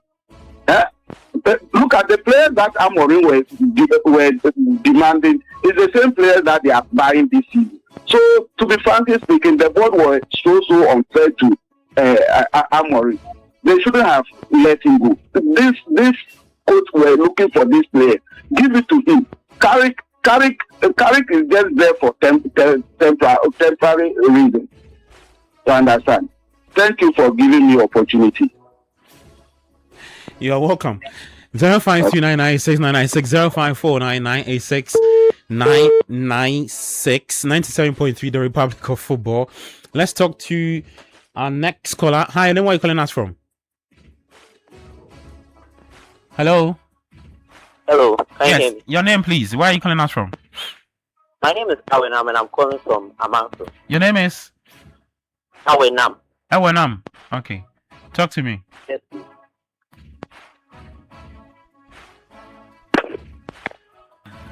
Hello. Yeah, Awenam, talk to me. I'm listening. I'm a Tottenham Hotspur fan, and to be honest, Tottenham is looking a bit shaky this season. But we have a lot of injuries, and it's like we are relying on those who are injured to come back.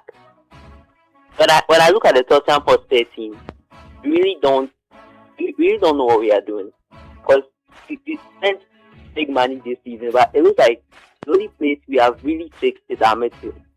Because when I look at the wings, Kudus is out, David Simons is out. He can also play on the wing. The left wing, that position is completely terrible. I'm not gonna lie to you. When you look at the back, it looks like they're a bit solid, but still the names out are huge names, and like you have to find replacements for all of them. When I look at Dominic Solanke, he cannot give us the goals we need this season. I look at the Charlison is even far away. It's like Tottenham, they don't really know what they want, and Roberto De Zerbi's system, I don't really think it fits the team. Yes, it got us to survive relegation last season, but I think we really need a good coach, and you have to find the right players to fit the system that is coming in. But I look at the formation they are starting with in this game, and like the players you need to fit that system, you don't have them. Pedro Porro is out. You are not playing Udogi as a left back. The thing is entirely confusing. I look at the midfield and I realize Mateus Fernandes is not bench. They are playing Bergvall. Yeah, Bergvall is he's a good midfielder, no doubt. But you have to find the right players to fit the right system. And I think Roberto De Zerbi system is not right for Bergvall. Okay, thank you so much. 0539969960 05499869996. Let's talk to Tony. Tony, welcome to the show. Hello? I think United play food is very bad. For what I saw today, they can't rely on Andres Santos. The whole United rely on Chelsea surplus. Chelsea rejected player, and I think they should try and go into the transfer market and get a serious midfielder to be. And I don't know what happened to Kobe Menu, because he ended the season very well.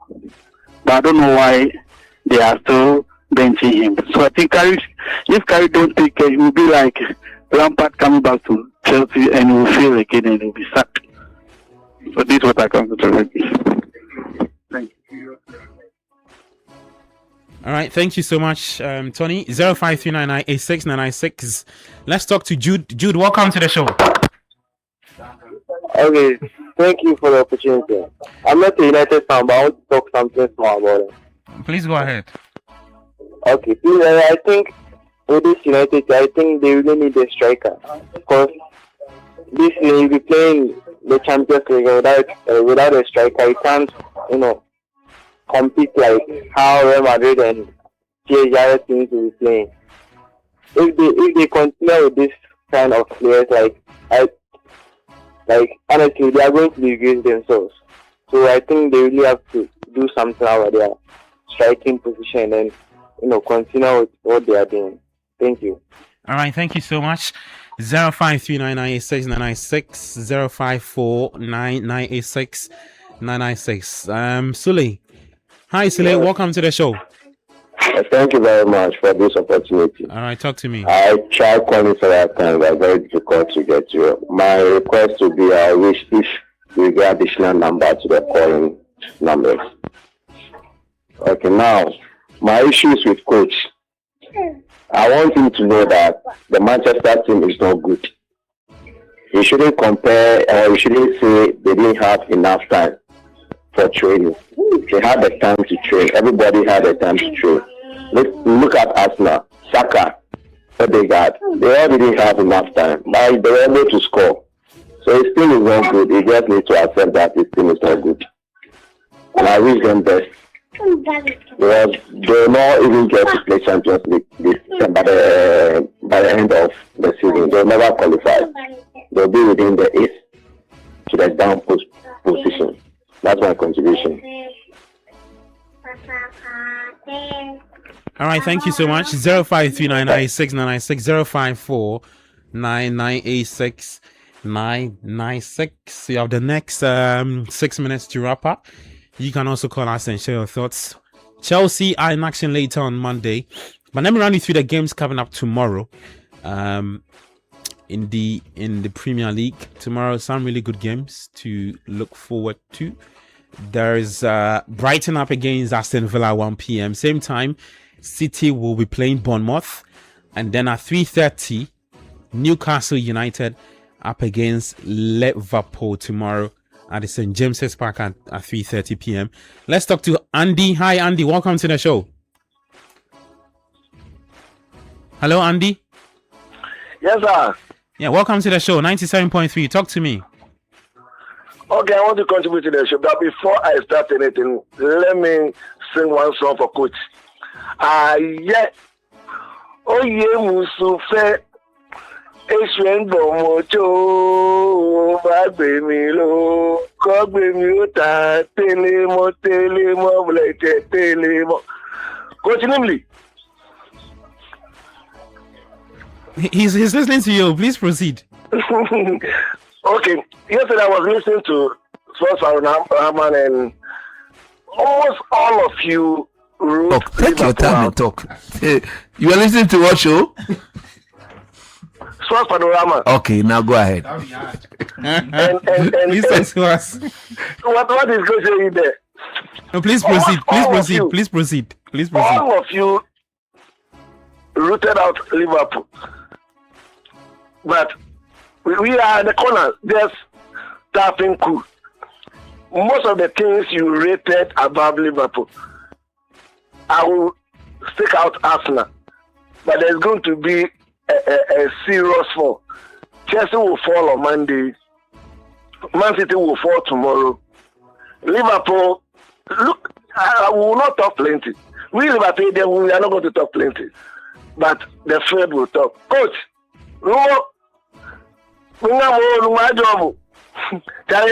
big up to you guys. You're doing a very great job. Thank you. Bless up. Let's talk to Bright. Bright, welcome to the show. Good evening. Thank you. I'm a Chelsea fan, so I want to contribute this fantasy too. Please go ahead. But I think for the sake of investment, our guys Manchester United to go for Manu coming. So looking at, they need a proper deal. When Balaba is not a, Balaba is more of a football midfielder, so they should go for a proper deal. And but I think Chelsea will compete with Arsenal for this year title. Chelsea is the only team I think can compete with Arsenal. So watch out for the Blues. Thank you. All right, thank you. 053996996054 986 We'll take our final two callers. We'll take the show home. But just in case you're wondering, Brentford Spurs is Brentford 1-0. 27 minutes played already at the GTEC Community Stadium. Our final two callers, you can call us 0549986996 0539869996. Let's talk to our next call. Okay, we don't have a caller yet, but you can call us. If you want to send your thoughts via the WhatsApp line, you can also do that on 0539969996. Let me just do a quick wrap of the games so far, the scores that have come in for today. Okay, let's talk to Salasi. Hi, Salasi. Welcome to the show. Yes, good afternoon. Good afternoon. How are you? Yes, I'm fine. All right. Talk yes, to I want to sing for Coach. You want to sing? Yes. You also want to sing for Coach? Okay, please go ahead. Yes, please. Hello? Yes, Salasi, please go ahead. I will say, you are 2-1 Awobeji. Yeah, 2-1 Awobeji. How United? It's 6 finish. Okay, you know that. Selassie, talk to me. He only called to sing. Okay, let's talk to Philip, our final caller. Hi, Philip. Welcome to the show. Hi guys, thank you. Okay. I've been driving all the way from Gogoredia back to Accra. I enjoyed the show through. Like, thank you guys for a great work. But you see, yesterday something happened on Sport Panorama. Coach was being told that the United defense is Zuku. They are all Zuku. They are all bad. Coach stood there and said, no, the United defenders are good. So my question is, Coach, when are you going to admit that your defenders are poor? Because yesterday you were saying no. Okay. Now, when you guys listen to the program, you have to listen and listen well. I never said United defense is good. Listen, was I not the same person who questioned why Luke Shaw is playing? Was I not the same person who questioned why United are still depending on Maguire? Coach. So how then did I say that the defense was good? I didn't say it was good. Yeah, on the show, I don't remember you saying. I never said it was good. I didn't. When somebody speak, listen. It was Jude. Jude Duncan listed the United and defenders I'm saying out that there. if you were to, because I remember criticizing Luke Shaw yesterday, and I remember saying that why is United depending on Maguire yesterday? So I the same person that come and say it is good. Okay. No problem. You, Philip, finish up your point. Let me talk to my next caller. You didn't call to make a point. You called to just come and say things that I didn't say. So my point is, United can improve. They can improve. You guys have started pressing the panic button. It's too early. I don't know why. See, this is how you destroy your team. Just one game. Which team do you support? I'm a Barca fan. The best team in the world. Do you have any problems there? Please proceed, Philip. So what you do as United fans is you guys start pressing the panic button. Then your team owners would also do panic buying. Then that is it. You collapse your team. It is a cycle that continues every year. It has started. Just one game. You guys should be patient. Okay. All right. Thank you. Let's talk to Cecil, our final caller, and then we take the show home. Hi, Cecil. Welcome to the show. Hello. Yes. What team do you support? Good evening. I support Manchester City. All right. Talk to me. Okay. So, United loss today, I would say, was as a result of complacency. If you look at last season, when Carrick came, the second half of the season, they were doing quite well. They forgot that the storms will come, and when the storms come, they would expose them the more. You see, Carrick is not the solution. The solution for United is for them to do away with the complacency, and then face reality and try and get, what they are supposed to get right. You get it? And for me, looking at this season, I think Spurs, despite the fact that they are losing a goal to nil at the moment, I think Spurs would give us something very interesting to look forward to. It's the same for Arsenal too, like we saw yesterday. So me, I am tipping this in either of them to win the Premier League. That's me. All right, thank you so much, Cecil. That's our final caller for today. Thank you so much for calling into the show. Just a quick update is Brentford 2, Spurs 0. Actually, look, my man, I thought say he go comfort your wife to go comfort her. You know, agree. You know that Spurs are not ready for double comfort. That's a terrible. Such comfort, the way it be sweet. That's a terrible. You don't comfort you today, they comfort you. Oh, the keeper punch the ball, can make the guy play for the net inside. Anyway, and I also see, like, I feel like every 2-5 times they define the goalkeeper is passing the ball out of the back. I don't know if these keepers are not used to it, but they seem to be making more errors that are more costly than just kicking the ball. Yeah. But this is not on the goalkeeper. This is on Richarlison. He played the ball into Richarlison and he lost it. Yeah. But even when I think the goalkeeper should take, because that's they are not as you good don't as, put the ball directly. They are not Rodri in terms of how they can choose when to pass the ball. Sometimes they're under pressure and what they try and just pass But the I've ball. not seen the Italian boy. He's in the game. Tonali. He's in the game. Yes, Tonali is in the game. He's playing Tonali, Gallagher, and then Bergvall. He's in the game. Anyway, tomorrow we'll be back here. Another big culture and the guys to be here to get into the rest of the games to come. Also review today's games. As always, Saturday, Sunday, the Republic of Football is live 2 to 5 p.m. Thank you guys, Coach Christopher Nimili, Yai, Jamie Intang, Manola Angelo Kwachi. And today, Charles Owusu Kumi. Yeah, the newsman had to do sports things. That be hard. So joining us, Edwin Kwakofi, the man behind all the YouTube display. Madina's fine as in. Charles. No, but there's one thing I like about Charles. He's actually a good footballer. Oh, I saw it. You can't I saw a very good footballer. I mean, you can't come out of Medina. It's okay. Let's go. So we'll be here 2 to 5 p.m. I'm Gabby Affair. Many thanks for calling us, sharing your thoughts with us, also choosing us 97.3. Enjoy the rest of your day. Do take care and bye-bye.